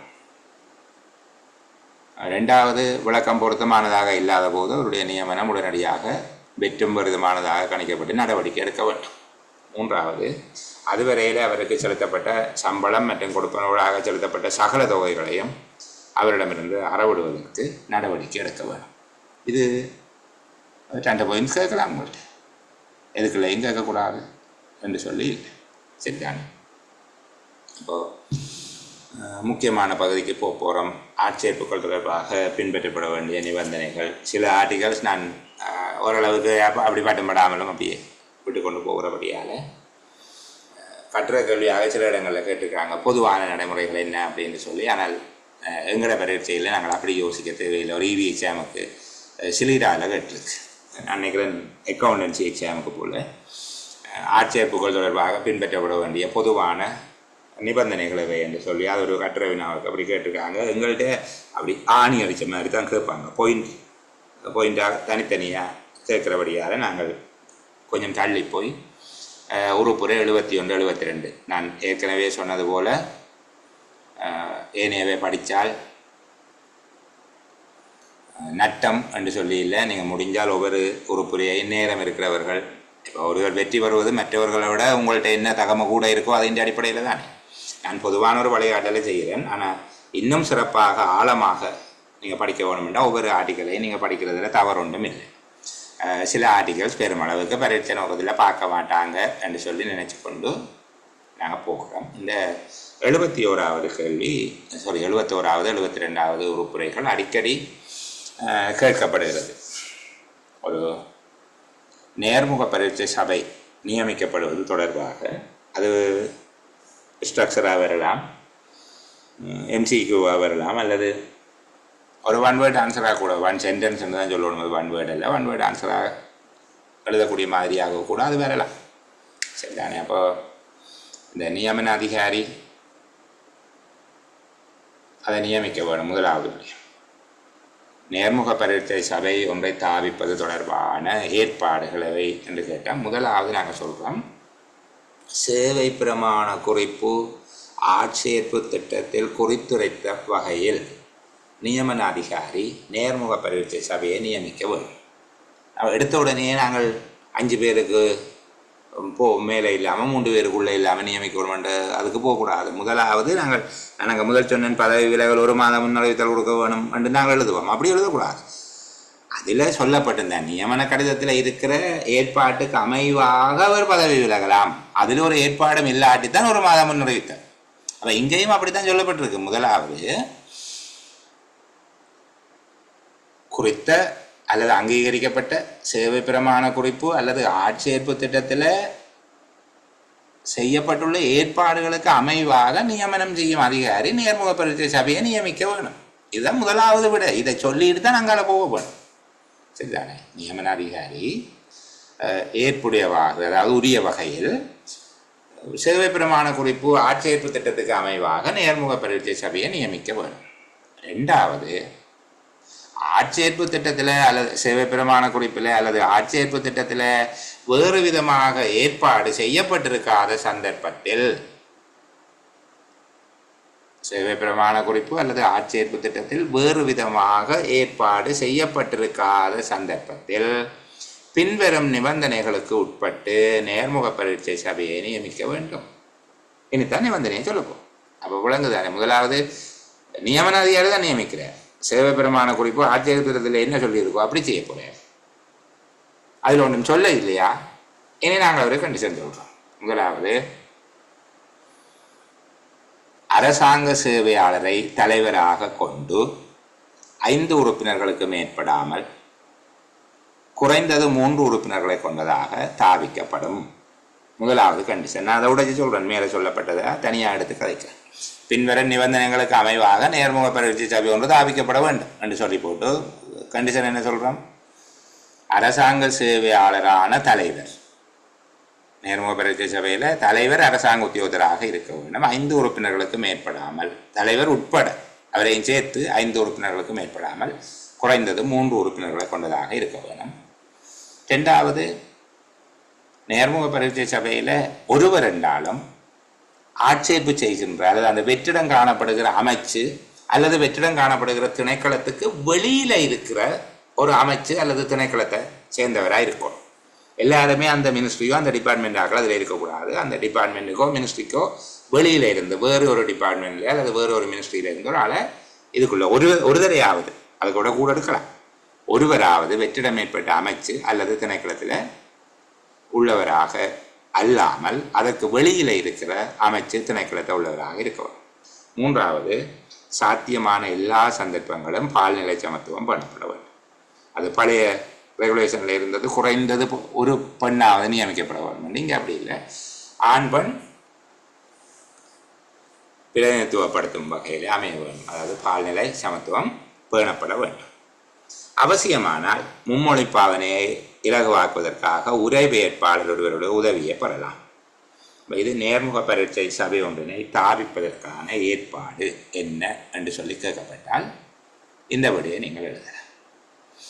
இதுக்கு மேலே நேர்முக பரீட்சை சபைக்கு என்ன ஆவணங்கள் வழங்க வேணும் என்று பல பரீட்சைகளை கேட்டுக்கிறாங்க. கேட்கலாம், கேட்கக்கூடாதுன்னு இல்லை. நாங்கள் ஒரு சிறிய ஓய்வுக்கு பின்பாக தொடர்ந்து பேசுவோம்.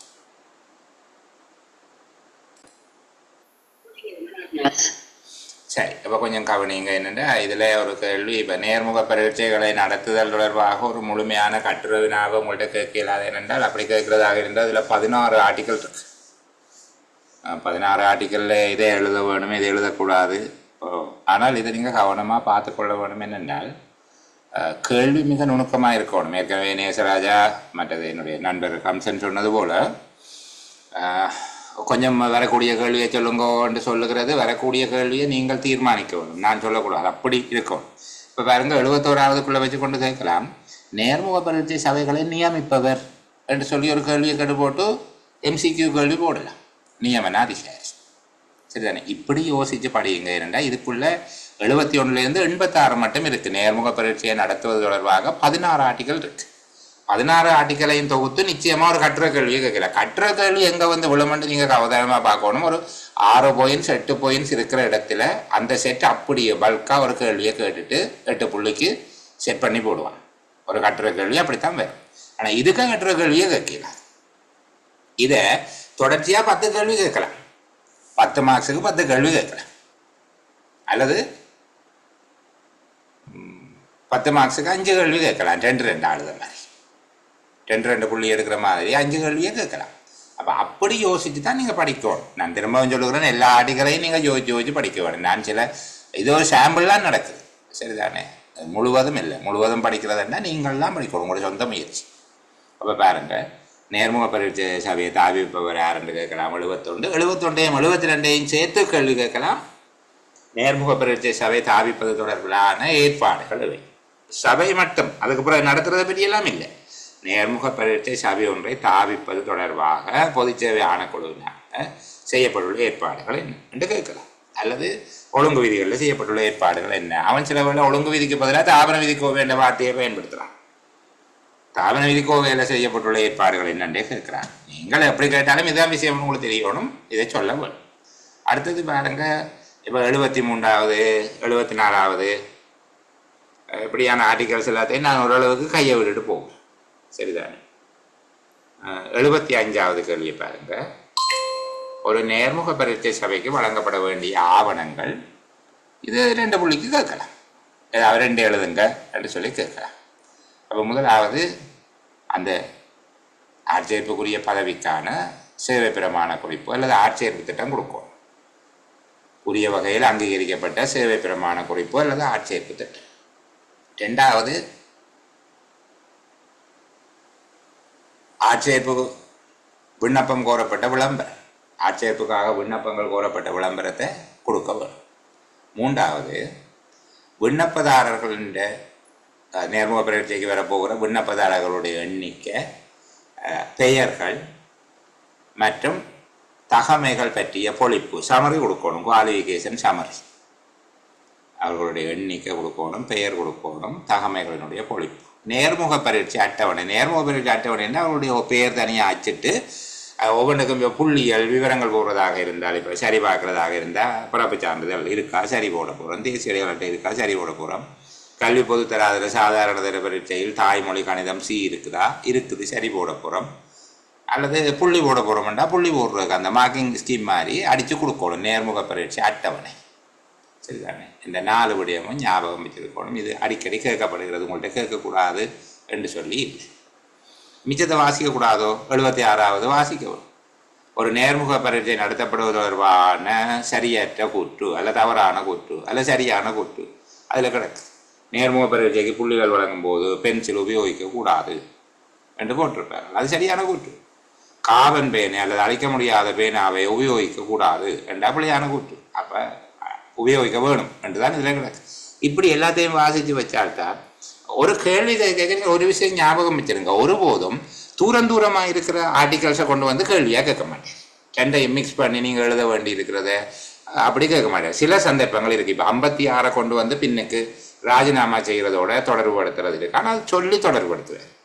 அதே போல் 5வது அத்தியாயத்தை கொண்டு வந்து பின்னுக்கு தொடர்புபடுத்துறது இருக்குது. அப்படி விசேட சந்தர்ப்பங்கள் உண்டு. மற்றும்படி நீங்கள் 4 இடத்துல இருக்கிறத பொறுக்கி கொண்டு வந்து ஒரே இடமா எழுத வேண்டி இருக்காது. அவர் பர்டிகுலராக ஒரு இடத்த கேட்பேன். சரிதானே? அப்போ கேட்டால் ஒன்று இந்த 76 செலக்ட் பண்ணி இதுக்குள்ளே கேள்வி கேட்குறாரு. 76 அதுக்குள்ளே இருக்கும் கேள்வி. அப்போ எப்போவுமே நீங்கள் 3-4 இடங்களில் இருக்கிறத வச்சு கொண்டு நீங்கள் சரியாக ஊகிக்க தெரிய வேணும்.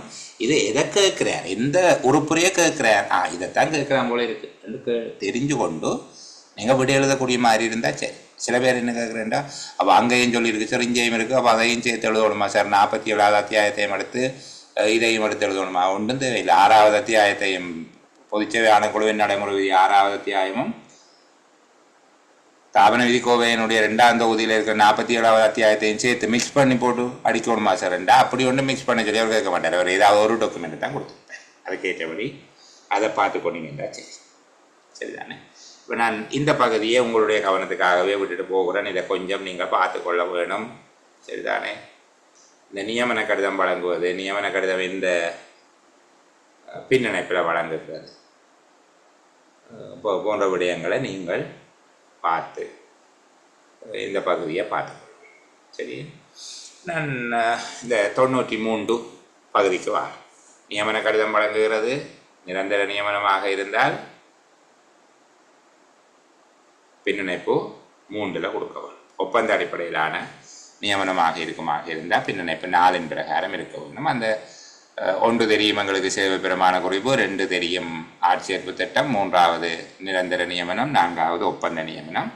இனி 5வது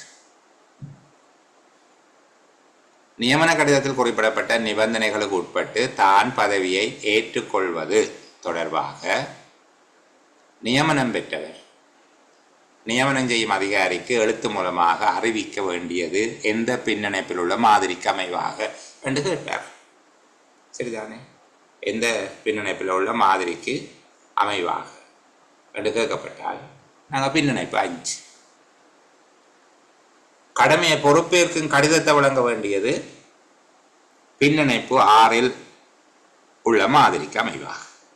ஒவ்வொரு பின்னணைப்பும் பார்த்து வச்சுக்கிட்டுங்கோ. சில பின்னணைப்புகளில் உள்ளடங்குற விடயத்தை எழுதக்கூடியதாகவும் இருக்கிறது நல்லது. பின்னணைப்பு 6ல் உள்ளபடி கடிதம் ஒன்றை கையளிக்க வேண்டும். இதை 96, 97 ஆர்டிகளை சேர்த்து தான் கேள்வியை பார்க்க வேணும். நான் முதல் நேர்முக பரீட்சை சொன்னது போல பல பேர் நியமனம் பெற்ற ஒருவர் கடமைகளை பொறுப்பேற்கும் போது கையளிக்க வேண்டிய ஆவணங்களை வை என்று சொல்லி கேட்கப்பட்டால் 97ல் இருந்து ஆரம்பிக்கிறது. 96ல் ஒரு விஷயம் சொல்லப்பட்டிருக்கு. சரிதானே? நியமனம் பெற்றவர் கடமையை பொறுப்பேற்கும் 1வது நாளிலேயே தான் கடமைக்கு சமூகம் அளித்ததை உறுதிப்படுத்தும் வகையில் பின்னணைப்பு 6ல் உள்ள மாதிரிக்கு அமைவாக கடமையை பொறுப்பேற்ற கடிதம் ஒன்றினை கையளித்தல் வேண்டும். இது அவர் சமர்ப்பிக்க வேண்டிய ஆவணத்திலே உண்டு. அதை விட்டுட்டு எழுதி போடக்கூடாது. 96 விட்டுட்டு 97ல் இருந்து ஆரம்பிக்கக்கூடாது. தேசிய அடையாள அட்டையின் சார்ந்தப்படுத்திய பிரதி, பிறப்பு பதிவு சான்றிதழ் பிரதி எல்லாம் கொடுக்கலாம்.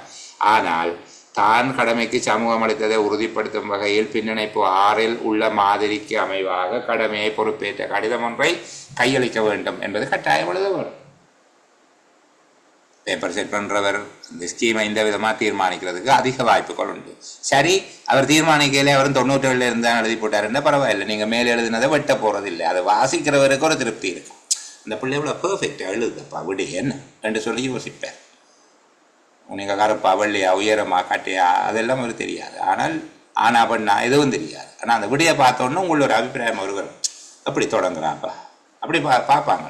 சரி, அப்போது நியமனம் பெற்றவர் கடமைகளை பொறுப்பேற்கும் 1வது நாளில் தான் கடமைக்கு சமூகம் அளித்ததை உறுதிப்படுத்தும் வகையில் பின்னணைப்பு 6ல் உள்ள மாதிரிக்கு அமைவாக கடமையை பொறுப்பேற்கும் கடிதம் ஒன்றை கையளிக்க வேண்டும். அவ்வாறு கடமையை பொறுப்பேற்கும் போது கீழ்வரும் ஆவணங்களை நியமன அதிகாரியிடம் அல்லது நிர்வாக அதிகாரி திணைக்கள தலைவரிடம் கையளிக்க வேண்டும் என்று சொல்லிட்டு தேசிய அடையாள அட்டை என்று சான்றப்படுத்திய பிரதி, பிறப்பு பதிவு சான்றிதழ், பதவிக்குரிய அடிப்படை கல்வித் தகமை மற்றும் பிற கல்வித் தகமைகள், தொழில்சார் தகமைகளுக்கான மூல சான்றிதழும் ஒவ்வொரு சோடி பிரதிகள். அந்த பிரதிகளை இவரே எழுதி கொடுக்க வேண்டும். ஒளிப்பட பிரதிகள் என்று சொல்லப்பட்டிருக்கு. அதில் போட்டோ காப்பி பிரதிகளை அவரே எழுதி கொடுக்க வேணும். உண்மையான பிரதிகள் என்று சொல்லி அவர் எழுதி கையெழுத்து கொடுக்க வேணும் அந்த உத்தியோகத்தை. அதை ஒப்பிட்டு பார்த்து மற்றவர் சர்டிஃபை பண்ணி கொள்வார். சரிதானே? அடுத்த இதெல்லாம் கேட்க மாட்டாங்க. திருமணமானவர் என்றால் திருமண சான்றிதழ், வாழ்க்கை துணையினுடைய பிறப்பு சான்றிதழ், பிள்ளைகள் இருந்தால் பிள்ளைகள் என்ற சான்றிதழ், படிவம் 160 சேவை உடன்படிக்கை, 261 சொத்துக்களின் பிரகடனம், தொடர்புடைய சம்பந்தப்படமாக இருந்தால் அல்லது பொருத்தமான இடமாக இருந்தால் சொத்துக்கள் பொறுப்புகள் தொடர்பான பிரகடனம், நிரந்தர முகவரி, தற்காலிக முகவரி, தொலைபேசி இலக்கம், மின்னஞ்சல் முகவரி என்று சொல்லி இதை விட்ட பிறகு அதுக்கு மேலே பெயர் வழி கோப்பு ஒன்றில் பேணப்பட வேண்டிய ஆவணங்கள் என்று கேட்டால் மேலே சொல்லப்பட்டது. மேலே நீங்கள் சொன்ன 95, 96 வழங்கப்பட்ட ஆவணங்களோட 96, 97 வழங்கப்பட்ட ஆவணங்களோட கீழ்வரும் ஆவணங்களும் இது எக்ஸாமுக்கு தான் வேறு உங்கள்கிட்ட வராது. அப்போ இந்த பகுதியை விளக்கத்துக்காக படித்து வச்சுக்கொள்வோம். சரிதானே? சரி,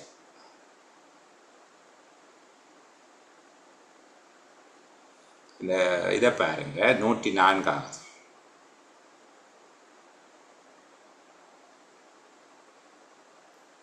104 இருக்கக்கூடிய சில வேளை வெஸ்பாட் கேள்விக்கு வரலாம்.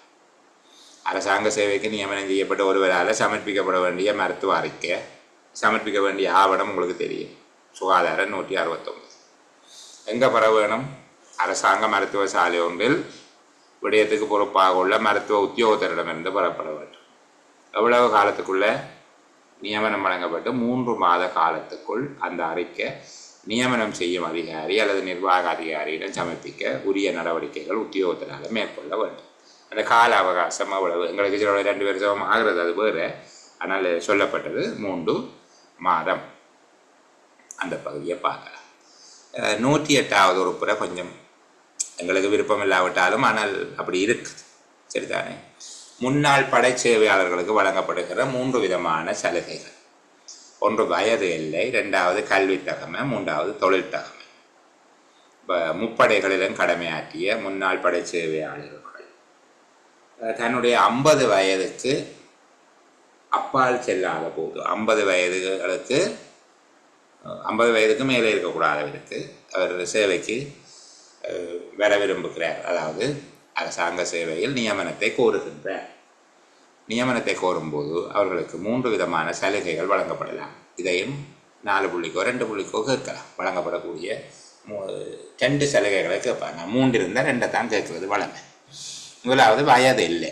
நான் விளங்கக்கூடிய மாதிரி சொல்லிட்டு பிறகு இதில் இருக்கிறத வாசி. சரிதானே? இப்போ அதில் சொல்லப்பட்டிருக்குது 35 வயதுக்கு மேற்படாதவராக இருக்க வேண்டும் என்று சொல்லி. இப்போ அவருக்கு 45 வயது. இந்த முன்னாள் படை சேவை உத்தியோகத்திற்கு, அந்த மனிதருக்கு, அவர் இப்போ உத்தியோகத்தில் தானே முன்னாள் படை சேவையாளருக்கு இப்போ 45 வயது. ஆனால் அவருக்கு சொல்லப்பட்டிருக்குது அந்த நியமனத்துக்கான ஆட்சேர்ப்பு நிபந்தனைகளில் சொல்லியிருக்கு 35 வயதுக்கு மேற்பட்டவராக இருக்கக்கூடாது. அந்த 35 வயதுக்கு மேற்படாதவராக இருக்கும். அவர் ஏர்ஃபோர்ஸில் 12 வருஷம் வேலை செய்திருக்கிறார். இப்போ என்ன செய்ய வேணுமெண்டா 45 வயது தான் அவருடைய உண்மை வயது. அவர் படையில் சேவையாற்றிய காலம் 12 வருஷம். அதை கழிக்கணும். இப்போது அவருடைய வயதை இந்த ஆட்சேர்ப்பு நோக்கத்துக்காக மட்டும் 33 வயதாக கருதலாம். ஆனால் அதுக்காக அவருக்கு இப்போ 33 வயதாக கருதி இன்னும் 27 வருஷம் சேவை செய்ய வருவதில்லை. அவருடைய 60 வயதில் அவர் ஓய்வு பெறுவார், அது வேறு. ஆனால் அந்த வயது எல்லை அவருக்கு காணப்படுகிற உண்மை வயதிலிருந்து அவர் படைத்துறையில் சேவையாற்றிய அந்த காலத்தை கழித்து போட்டு வருகிற எண் அவருடைய வயதாக கருதப்படவில்லை. அதான் முதலாவது விடயம். நியமனம் நாடும் பதவியில் உச்ச வயதில்லை அவருடைய வயதில் இருந்து படையில் சேவையாற்றிய காலம் கழிக்கப்பட்ட பின்னர் அதற்குள்ள வருமாக இருந்தால் அந்த கழிச்ச வயது இப்போ சில வேளை அவருக்கு இப்போ 45 வயது 8 வருஷம் தான் சேவையாற்றி இருக்கிறார் என்றால் கழிச்சு பார்க்க 37 வரும். அப்போ அவர் அப்போ எடுக்கிறார். கழித்து பார்க்க அதுக்கு உள்ள வரமாக இருந்தால் அவர் குறித்த வயதுக்கு உட்பட்டவராக கருதி நடவடிக்கை எடுக்கலாம். இதில் இருக்கிற மாதிரி நீங்கள் எழுதுங்க. முன்னாள் படை சேவையாளர் ஒருவர் நியமனம் நாடும் பதவியில் உச்ச வயதில்லை, அவருடைய வயதில் இருந்து படை ஒன்றில் அவர் சேவையாற்றிய காலம் கழிக்கப்பட்ட பின்னர் வரும் எண்ணிக்கைக்கு உள்ளே வரமாக இருந்தால் குறித்துரைத்த வயது எல்லைக்கு உட்பட்டவராக கருதி நடவடிக்கை எடுக்க வேண்டும். இரண்டாவது, பல்கலைக்கழக மானியங்கள் ஆணைக்குழுவினால் அங்கீகரிக்கப்பட்ட பல்கலைக்கழகம் ஒன்றிலிருந்து பெறப்பட்ட பட்டம் ஒரு ஆட்சேர்ப்புக்கு தகமையாக குறித்துரைக்கப்பட்டால் இந்த சலுகை வழங்கப்பட முடியாது. சரிதானே? அவ்வாறு இல்லாத சந்தர்ப்பத்தில் அவர் பெற்றிருக்கின்ற கல்வி தகமை எதுவோ அதற்கு அடுத்துள்ள அதற்கு பின்பான தகமையை பின்பான தகமையை அவர் பெற்றிருந்தால் அதுக்கு முன்னுக்குள்ளே, உதாரணத்துக்கு நான் இப்படி சொல்லுகிறேனே, அவர் 8ஆம் வகுப்பு சித்தி அடைந்திருக்க வேணும் என்று சொல்லி இருக்கு. ஆனால் 7ஆம் வகுப்பு தான் சித்தி அடைந்திருக்கிறார். அவரை நீங்கள் 8ஆம் வகுப்பு சித்தி அடைந்தவராக கருத வேண்டும். விளங்குதானே? பின்பான தகமையை அவர் பெற்றிருந்தாலும் அவர் விதித்துரைத்த கல்வி தகமையை பெற்றவராக கருதி நடவடிக்கை எடுக்க வேண்டும். அதே போல சில வேளையில் தொழில் தகமை சான்றிதழ் கேட்டிருந்தார். அவர் அதே துறைகளில் படையில் பணியாற்றி இருப்பதாக அவருடைய அனுபவ சான்றிதழ் ஒன்றிருக்குமாக இருந்தால் அவர் தொழில்சார் தகமை சான்றிதழை கொண்டதாக கருதி நடவடிக்கை எடுக்க வேண்டும்.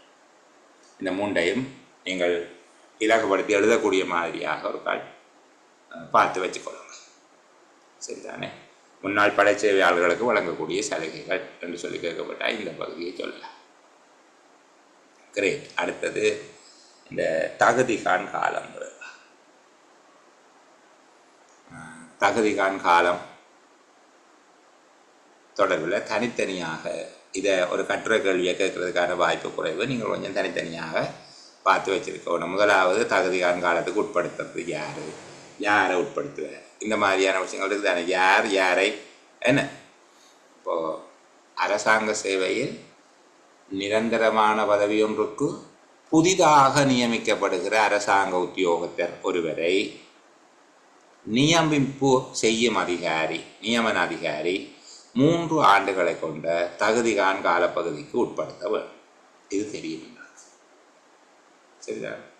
இரண்டாவது, தகுதிகான் காலப்பகுதி நிபந்தனைக்கு உட்படுத்தப்பட்டு நியமிப்பு வழங்கப்படும் உத்தியோகத்தர் ஒருவருடைய பொறுப்பு யாது?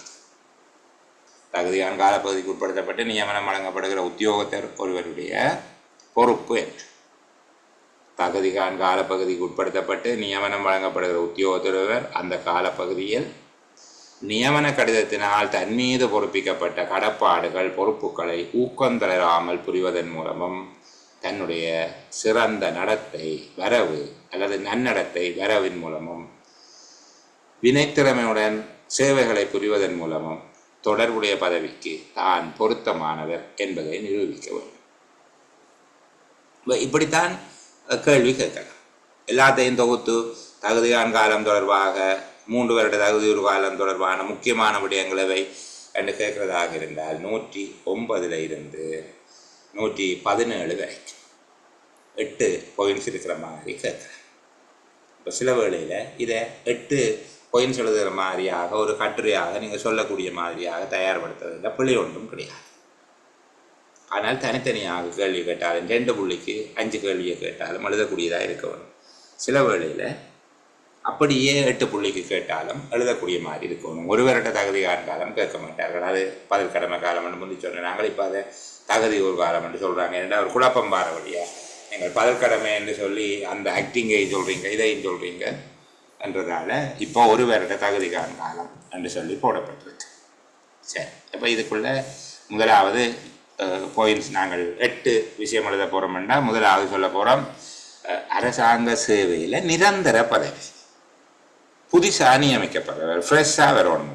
அரசாங்க சேவையில் நிரந்தர பதவிக்கு புதிதாக நியமிக்கப்படுகிறவர் ஒரு தடவை 3 வருடங்கள் கொண்ட தகுதிகான் காலப்பகுதியில் நியமன அதிகாரி வைப்பார். 2வது அவருடைய பொறுப்பு என்னென்று சொல்லியாச்சு, நியமன அதிகாரி வைப்பார் என்று சொல்லியாச்சு. 2வது உத்தியோகத்தருடைய பொறுப்பு என்ன, நியமன கடிதத்தினால் தன் மீது விதிக்கப்பட்ட கடப்பாடுகள் பொறுப்புகளை ஊக்கந்தளராமல் நிறைவேற்ற வேண்டும். தன்னுடைய நன்னடத்தை வரவின் மூலம் வினைத்திறமையோட சேவைகளை புரிந்து இந்த பதவிக்கு தான் பொருத்தமானவர், தொடர்புடைய பதவிக்கு தான் பொருத்தமானவர் என்பதை நிரூபிக்க வேண்டும். சரிதானே? அடுத்தது, தகுதிகான் காலப்பகுதிக்கு உட்படுத்தப்பட்டு நியமிக்கப்படுவதனுடைய நோக்கம் என்ன? தகுதிகான் காலப்பகுதிக்கு உட்படுத்தி நியமிக்கப்படுவதனுடைய நோக்கம் என்ன? தகுதிகான் காலப்பகுதிக்கு உட்படுத்தப்பட்டு நியமிக்கப்படுவது அவர் தன்னுடைய கடமைகளை கற்றுக்கொள்வதற்கு, அவருக்குரிய கடமைகளை கற்றுக்கொள்வதற்கு வசதி செய்து கொடுப்பதன் மூலமாக நிரந்தர சேவையில் தொடர்ந்தும் வைத்திருப்பதற்கு பொருத்தமானவரா என்பதை பரிசீலித்து பார்ப்பதற்காக. அப்போது அவர் பதவிக்குரிய கடமைகள் பொறுப்புகள் தொடர்பான அனுபவத்தை பெற்றுக்கொள்ள தேவையான எல்லா வசதிகளையும் வழங்க வேண்டும். அத்தோடு அவரை தொடர்ச்சியாக கண்காணித்து கருணை வாய்ந்த அவதானிப்பின்கள் வைத்திருக்க வேண்டும். அவருக்கு வழிகாட்டுதலும் வேண்டும். உத்தியோகத்தர் வேறு தகுதிகான் காலப்பகுதிக்கு உட்படுத்தப்பட்டு நியமிக்கப்படுவதன் நோக்கம் என்ன என்று கேட்கப்பட்டால் நாங்கள் இந்த 2 விடயத்தையும் சொல்லுவோம். இப்படி அவருக்குரிய கடமைகளை கற்றுக்கொள்வதற்கு வசதி செய்து கொடுப்பதன் மூலமாக நிரந்தர சேவையில் தொடர்ந்தும் வைத்திருப்பதற்கு பொருத்தமானவரா என்பதை பரிசீலித்து பார்ப்பதற்காக தகுதிகான் கால பகுதிக்கு உட்படுத்தப்படுகிறார். அவர் பதவிக்குரிய கடமைகள் பொறுப்புகள் தொடர்பாக அனுபவத்தை பெற்றுக்கொள்ள தேவையான அனைத்து வசதிகளையும் வழங்க வேண்டும். அத்தோடு அவரை தொடர்ச்சியாக கண்காணித்து கருணை வாய்ந்த அவதானிப்பின்கள் வைத்திருந்து வழிகாட்டுதல் செய்ய வேண்டும். அடுத்த கேள்வி இதுக்குள்ள, தகுதிகான் காலப்பகுதி தொடர்பட்ட நிபந்தனைகளோடு நியமிக்கப்பட்ட உத்தியோகத்தர் ஒருவர் சேவையில் தொடர்ந்து வைத்திருப்பதற்கு பொருத்தமற்றவர் எனும் காண்புகளை வெளிப்படுத்துவார். காண்புகள் என்றால் அந்த தென்படுகிறது என்ன, அவர் வெளிப்படுத்துவாராக இருந்தால் அவர் மீது மேற்கொள்ளப்பட வேண்டிய நடவடிக்கை என்ன? ஒரு தகுதிகான் கால நிபந்தனைகளோடு நியமிக்கப்பட்ட உத்தியோகத்தர் குறித்த பதவிக்கு பொருத்தமற்றவர் என்பது அவருடைய நடத்தையால் வெளிப்படும் போது மேற்கொள்ள வேண்டிய நடவடிக்கை என்ன? நான் முதல் சொன்னது போல நாங்கள் வாசிக்கிற நேரம் அது அந்த ஆர்டிகள் துண்டு துண்டாக உடைஞ்சு விழுவணும். எத்தனை துண்டா உடையுதுன்னு பார்க்கணும். சரிதானே? பொருத்தமற்றவர் எனும் சந்தேகத்தை காட்டும் போக்குகள் எதுவும் தென்பட்டால், நிரந்தரமாக தொடர்ந்து வைத்திருப்பதற்கு பொருத்தமற்றவர் எனும் சந்தேகத்தை அவருடைய போக்குகள் காட்டும் போது அவர் உடனடியாக எச்சரிக்கை செய்யப்பட்டு, அவரை நிரந்தரமாக தொடர்ந்து வைத்திருப்பதற்கு பொருத்தமற்றவர் எனும் சந்தேகத்தை அவருடைய போக்குகள் காட்டும் போது அவர் உடனடியாக எச்சரிக்கை செய்யப்பட வேண்டும். சரிதானே? அவர் குறைகளை திருத்துவதற்கான உதவியை இயன்ற வரையில் வழங்க வேண்டும். அப்போ சேர்த்து ஒரு விடயம், உடனடியாக எச்சரிக்கப்பட்டு அவரது குறைகளை திருத்துவதற்கான உதவியை இயன்ற வரையில் வழங்க வேண்டும். 2வது, அவருடைய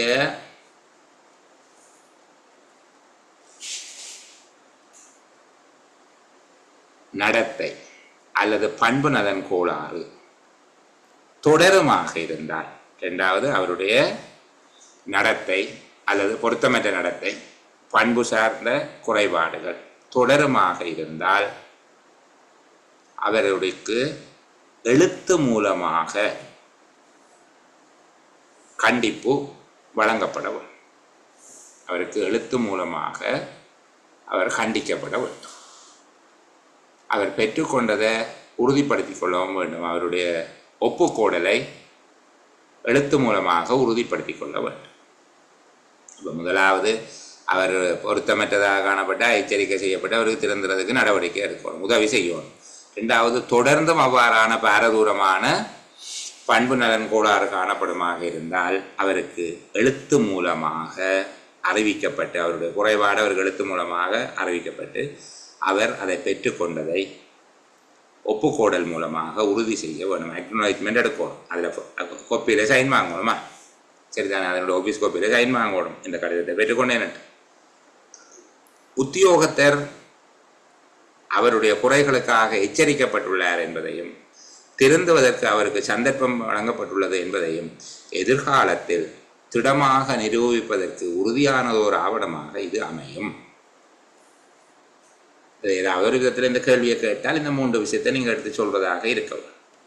சரி, அடுத்தது இந்த மீளாய்வு அறிக்கைகள். மீளாய்வு அறிக்கைக்கு முன்னுக்கு இப்போ எங்களுக்கு பின்னணைப்பு 6 வரைக்கும் தெரியுமே. கடமையை பொறுப்பேற்ற கடிதம் பின்னணைப்பு 6. அந்த உத்தியோகத்தர் தகுதிகான் காலத்தில் பொருத்தமற்ற நடத்தையை காட்டுகிறார். அவர்கிட்ட நியமனத்தில் வச்சிருக்கக்கூடிய மாதிரி ஒரு இது தெரிய இல்லை. அப்போது அவருடைய நியமனத்தை முடிவுறுத்த போகிறோம். என்ன படிவத்தை பயன்படுத்த போகிறோம்? பொதுச்சேவை ஆணைக்குழுவின் நடைமுறை விதிகள் பின்னணைப்பு 7க்கு அமைவாக நியமனத்தை முடிவுறுத்தும் கடிதம் வழங்கப்பட வேண்டும். இப்படி கேட்பாங்க. நியமனத்தை முடிவுறுத்தும் கடிதம் அவ்வாறு வழங்கப்பட வேண்டும் என்று சொல்லி இது இந்த ஓர்டர் இப்போ மாறிக்கொண்டு வந்துடுச்சு. முந்தைய நியமனத்தை முடிவுறுத்தும் கடிதம் 6ஆக இருந்தது. மீளாய்வு அறிக்கை 5ஆக இருந்தது. இப்போ மீளாய்வு அறிக்கையை பின்னே கொண்டு வந்து போட்டாங்க. இடையில் சேவை பிரமாண குறிப்பு ஆட்சேர்ப்பு திட்டம் என்பது 1ஆம் 2ஆம் இடங்களை பிடிக்க அப்படியே 2 இடங்கள் பின்னுக்கு எல்லாமே தள்ளி போகுது. பழையது படித்து வச்சுருந்தாக்கள் குழப்பமடைய தேவையில்லை. அந்த விஷயத்தை பார்த்து கொண்டா சரி. அப்போ இங்கே சேவை முடிவுறுத்தல் கடிதம் பின்னணைப்பு 7ல் கொடுக்குறோம். இதுக்கு பிறகு மீளாய்வு அறிக்கை தொடர்பாக இப்படி கேட்குறவங்க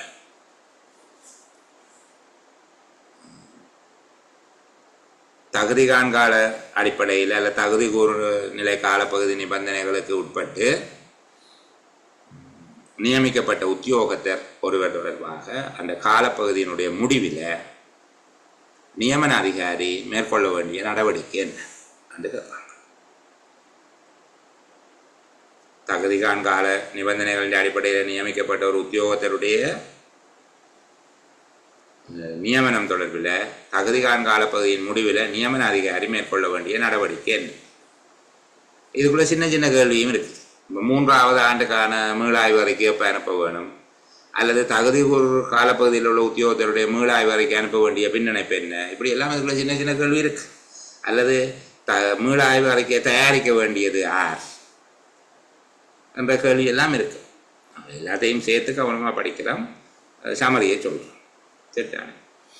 இப்போது தகுதிகான் கால நியமனம் பெற்ற உத்தியோகத்தர் தொடர்பாக நியமன அதிகாரி மேற்கொள்ள வேண்டிய நடவடிக்கை, அந்த காலப்பகுதியின் முடிவில் நியமன அதிகாரி மேற்கொள்ள வேண்டிய நடவடிக்கை என்று கேட்கப்பட்டால் அவன் இந்த கீழ்ப்பகுதியை கேட்கல இப்படியே இந்த ஆட்டிகளை கேட்கிறான் என்று தான் நாங்கள் நினைச்சு கொள்ள வேண்டும். 1ஆம் 2ஆம் ஆண்டின் தகுதிகான் கால மீளாய்வு அறிக்கைகள் பின்னணைப்பு 8ன்படி திணைக்கள தலைவரால் தயாரிக்கப்பட வேண்டும். தயாரித்து யாருக்கு கொடுக்கறது?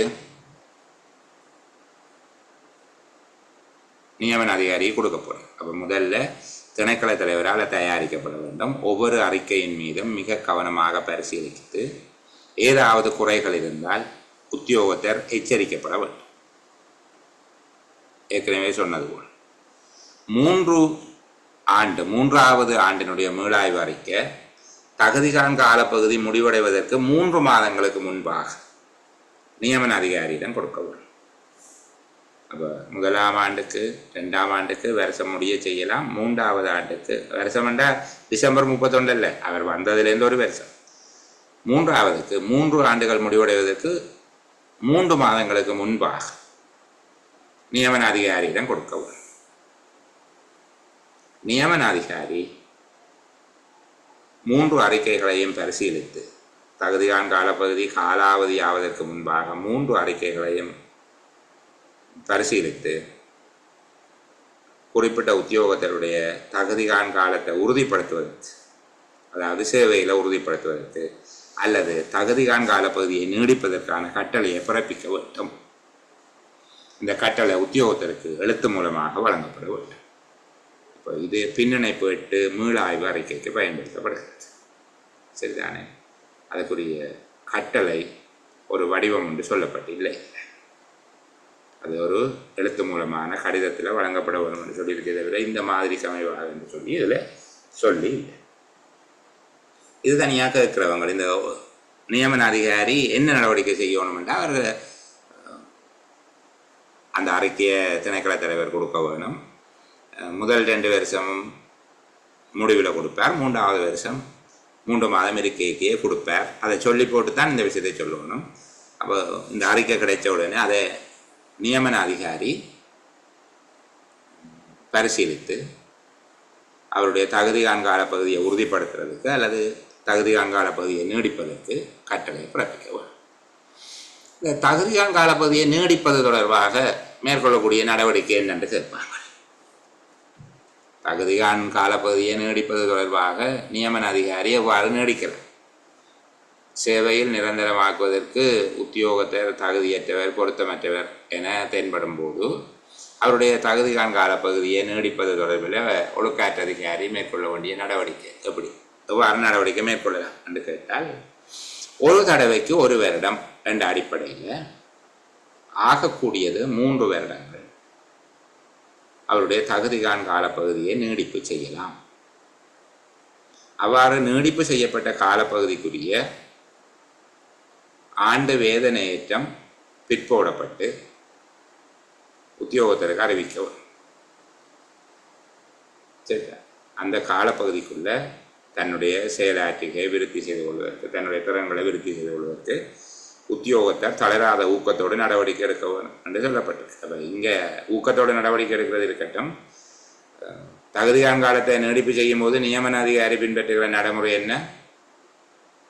1 வேளைக்கு 1 வருடம் என்ற அடிப்படையில் ஆகக்கூடியது 3 வருடங்கள் தகுதி காலத்தை நீடிப்பு செய்து உத்தியோகத்தருடைய ஆண்டு வேதனை ஏற்றத்தையும் பிற்போடுதல் வேண்டும் என்று எழுதிவிட்டீங்களா? அப்படியே புள்ளி வரும். நியமனம் செய்யும் அதிகாரி உத்தியோகத்தருடைய தகுதி கால பகுதியை 1 தடவைக்கு 1 வருடம் என்ற அடிப்படையில் ஆகக்கூடியது 3 வருடங்கள் நீடிப்பு செய்து உத்தியோகத்தரின் ஆண்டு வேதனை ஏற்றத்தையும் பிற்போட வேண்டும். சரி, 1 வருட தகுதி ஒரு காலம் யாருக்கு கொடுக்கப்படுகிறது என்று உங்களுக்கு தெரியும். ஏற்கனவே அரசாங்க சேவையில் நிரந்தரமாக்கப்பட்ட உத்தியோகத்தர் அரசாங்க சேவையில் உள்ள பெரிது ஒரு பதவிக்கு நியமனம் பெறுகிற போது 1 வருட தகுதி காலம், அது தொடர்பில் அதிகமாக கேட்க மாட்டார்கள். அந்த பகுதியை நாங்கள் விடுவோம். அதுக்கும் பின்னணைப்பு 8 தான் அவரை பற்றின மீள் ஆய்வு அறிக்கை கொடுக்க வேண்டும். சரிதான்.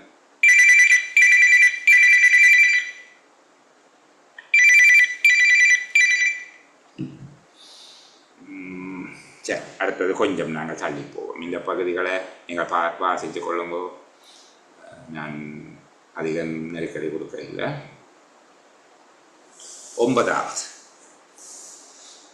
9வது அத்தியாயம் பதில் கடமை ஆற்றுவது.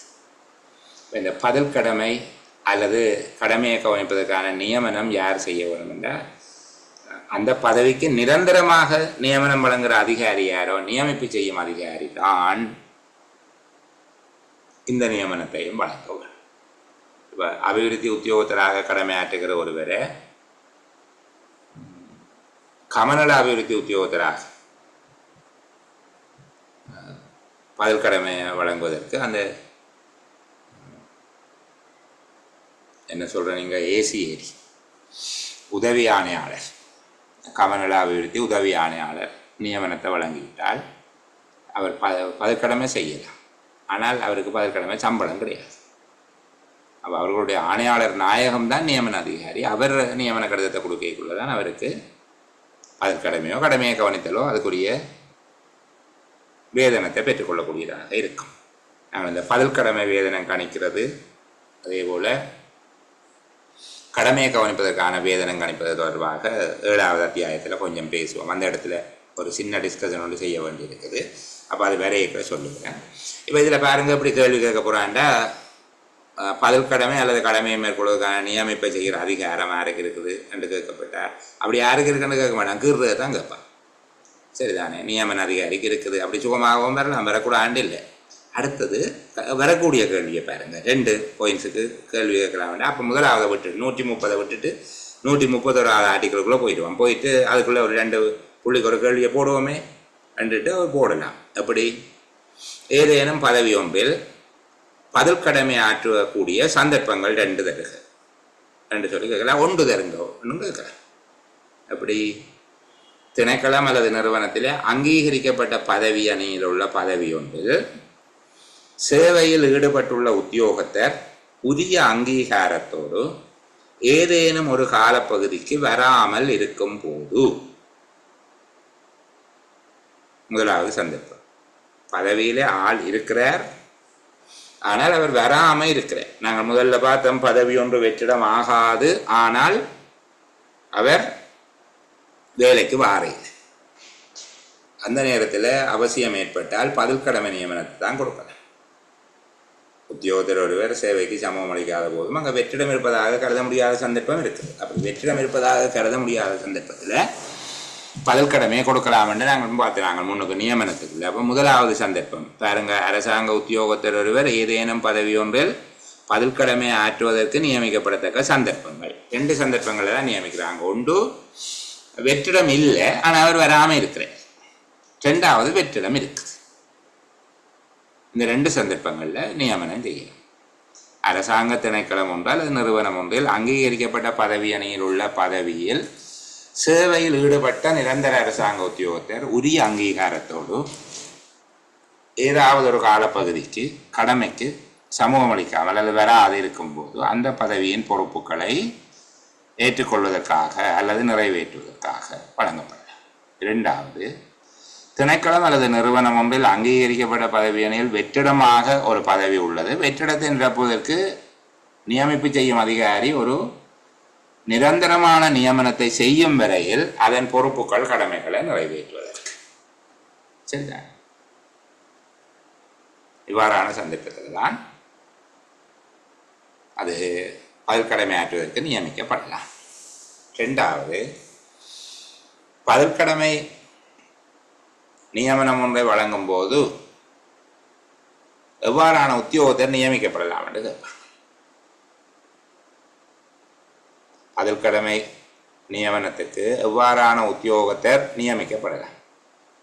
ஒப்பிடத்தக்க பதவியில் அல்லது அதற்கு உடன் கீழே உள்ள பதவியில் சேவையாற்றுகின்ற தன்னுடைய நிரந்தர பதவியில் உறுதிப்படுத்தப்பட்டுள்ள தொடர்புடைய பதவியின் அங்கீகரிக்கப்பட்ட சேவை பிரமாண குறிப்பு அல்லது ஆட்சேர்ப்பு திட்டத்தில் விதித்துரைக்கப்பட்ட சகல தகமைகளையும் பூர்த்தி செய்துள்ள உத்தியோகத்தர் ஒருவர் மட்டுமே. இவங்க 2 விடயம் சேர்த்து சொல்லியிருக்கிறாங்க. ஒன்று, அவர் ஒப்பிடத்தக்க பதவியில் இருக்க வேண்டும், அதாவது சமமான பதவியில் அல்லது அதற்கு உடன் கீழே உள்ள பதவியில் சேவையாற்றும் தன்னுடைய பதவி அதாவது நிரந்தரமான பதவியில் உறுதிப்படுத்தப்பட்டுள்ளவராக இருக்கும். இப்போ இப்படித்தானே இலங்கை நிர்வாக சேவை தரம் 2ல் இருக்கிறார். அவர் பிரதேச செயலராக பதில் கடமை ஆற்றப் போகிறார், அது தரம் 1 பதவி. அப்போ இங்கே எப்படி இருக்கிறார்? உடன் கீழே உள்ள பதவியில் கடமையாற்றுகிறார். நிரந்தர பதவியில் அவருடைய பதவியில் உதவி பிரதேச செயலர் என்கிற பதவியில் உறுதிப்படுத்தப்பட்டிருக்கும். சரிதானே? அப்போ ஒப்பிடத்தக்க பதவி என்றால் இப்போ ஒரு விதானையார் இருக்கிறார், அவர் இன்னும் ஒரு டிவிஷனில் விதான வேலை பார்க்க போகிறார், பதில் கடமை, அவர் ஒப்பிடத்தக்க பதவியில் இருக்கிறார். ஒருபோதும் தனக்கு கீழுள்ள பதவியில் பதில் கடமை ஆற்றுவேன், தனக்கு கீழே உள்ள பதவியில் சேவை ஆற்றுகிறது. உடன் கீழே உள்ள பதவியில் ஒரு உத்தியோகத்தர் பதில் கடமை ஆற்றுவது இல்லை, அதை கவனிச்சிருக்க. ஒப்பிடத்தக்க பதவி அல்லது உடன் கீழே உள்ள பதவியில் சேவையாற்றும் நிரந்தர பதவியில் உறுதிப்படுத்தப்பட்டுள்ள உத்தியோகத்தர் அவர் எவ்வாறு இருக்க வேணும்? தொடர்புடைய பதவி அதாவது பதில் கடமை வழங்கப்பட்டுள்ள பதவியில் அங்கீகரிக்கப்பட்ட சேவை பிரமாண குறிப்பு அல்லது ஆட்சேர்ப்பு திட்டத்தில் குறித்து உரைக்கப்பட்டுள்ள சகல தகமைகளையும் பூர்த்தி செய்த உத்தியோகத்தராக இருக்க வேண்டும். இது 132வது ஆர்டிக்கல். அப்படியே ஒரு 2 புள்ளிக்கு கேட்கலாம். பாருங்க, 131ல் 2 புள்ளி கேட்கலாம். அப்படி சந்தர்ப்பம் 1 தயாருங்கோ. பதில் கடமை ஆற்றுவதற்கு நியமிக்கக்கூடிய ஒரு சந்தர்ப்பம். நீங்கள் முதலாவது 2வது எழுதினா 2 புள்ளி. அடுத்தது எவ்வாறான உத்தியோகத்தர் நியமிக்கப்படலாம் என்று கேட்கப்பட்டால் அது 2 புள்ளி. சரிதானே? சில வேளையில் பதவி ஒன்றில் பதில் கடமையாற்றுவதற்கான அல்லது கடமைகளை மேற்கொள்வதற்கான நியமிப்புகள் தொடர்பான அம்சங்கள் என்று சொல்லி கேட்கப்பட்டால் இதில் இருக்கிற 5 விஷயத்தையும் எழுதுங்க. ஆனால் 5 விஷயத்துக்கு 8 புள்ளி போதாதுங்கிறதால இதை துண்டு துண்டாக கேட்கறதுக்கான வாய்ப்பு தான் கூட இருக்குது. அடுத்தது கடமைகளை மேற்கொள்வதற்கான கடமைகளை கவனிப்பதற்கான நியமனம். ஒரு பதவிக்கு முழு நேரமாக உத்தியோகத்தில் ஒருவர் தேவையில்லை, சரிதானே என்று சொல்லி கருதுகிற போது ஒரு உத்தியோகத்தை தேவையில்லை, முழு நேரமாக அந்த பதவிக்கு தேவையில்லை என்று கருதுகிற போது தான் கடமைகளை கவனிப்பதற்கான நியமனங்கள் வழங்கப்படுது.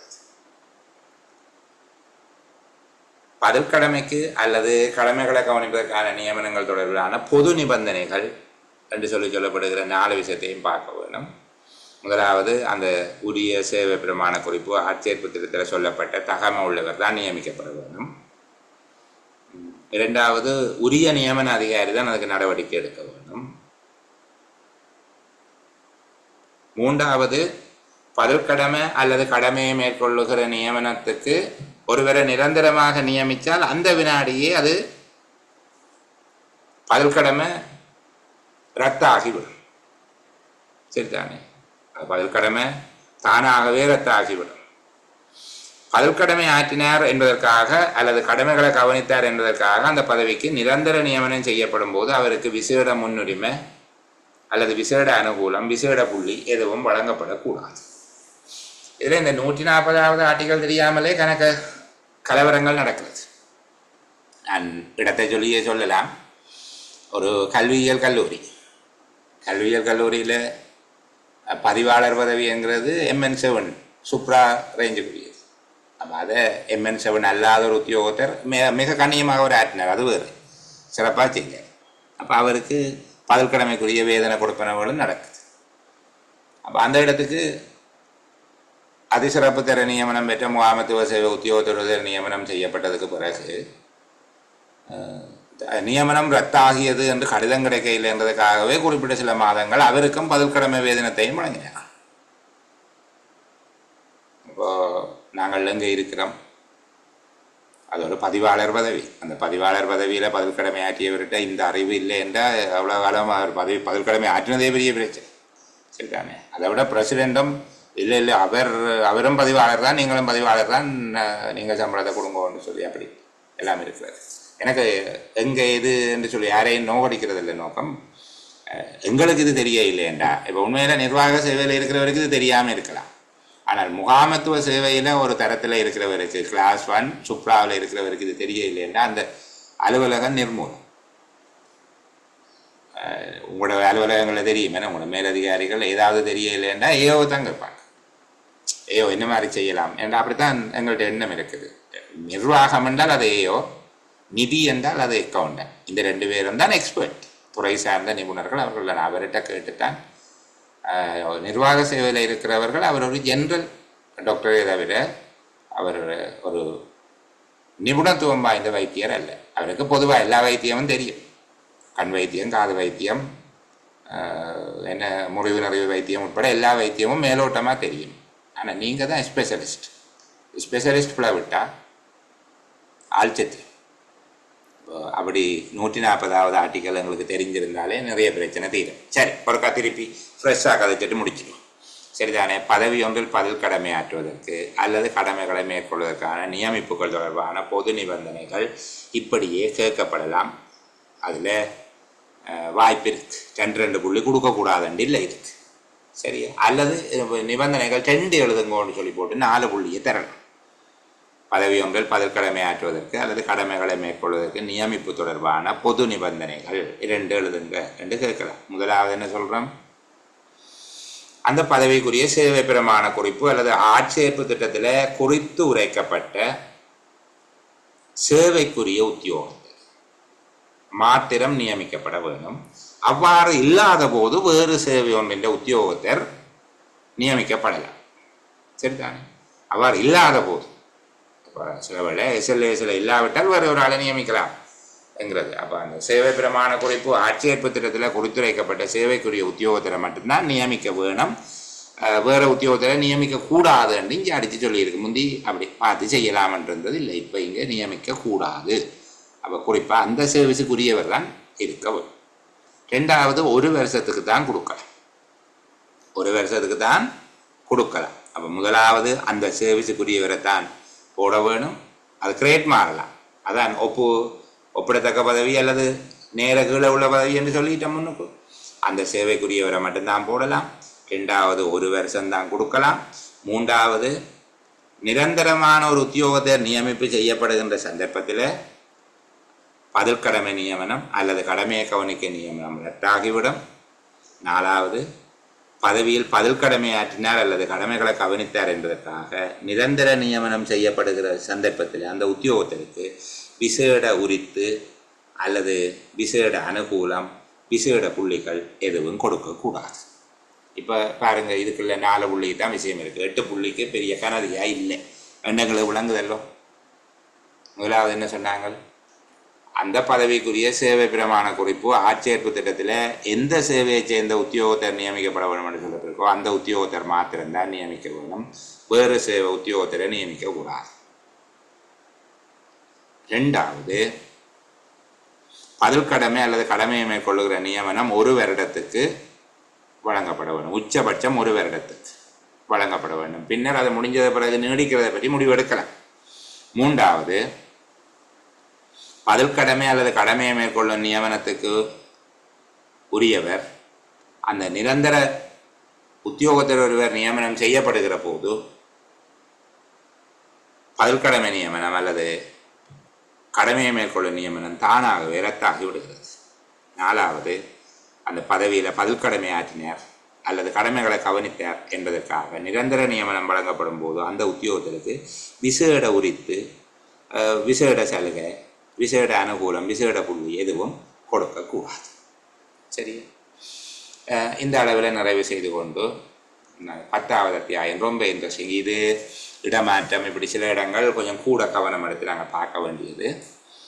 எனக்கு ஒரு விருப்பம், இன்னும் ஒரு நாளில் இதை முடிச்சிடலாமா என்று யோசிக்கிறேன். நிறைய படிக்க இருக்குது, சரிதானே? இப்போ நாங்கள் சனி ஞாயிறு எங்களுக்கு ஹேப்பி ஹாலிடே என்கிறதால வகுப்புகள் நடைபெறாது. திங்கட்கிழமை திரும்ப சந்திக்கிற வரைக்கும் எல்லாருக்கும் நல்ல பொழுதுகள் அமைய வேணும், இதனிலும் மகிழ்வான பொழுதொன்றில் நாங்கள் சந்திக்க வேணும் என்கிற பிரார்த்தனையோடு ஒளிப்பதிவை நிறுத்திக் கொள்கிறேன். மேற்கொண்டு ஏதாவது கேட்க வேண்டியிருந்தால் நான் உங்களுக்காக காத்திருக்கிறேன், கேட்குறேன்.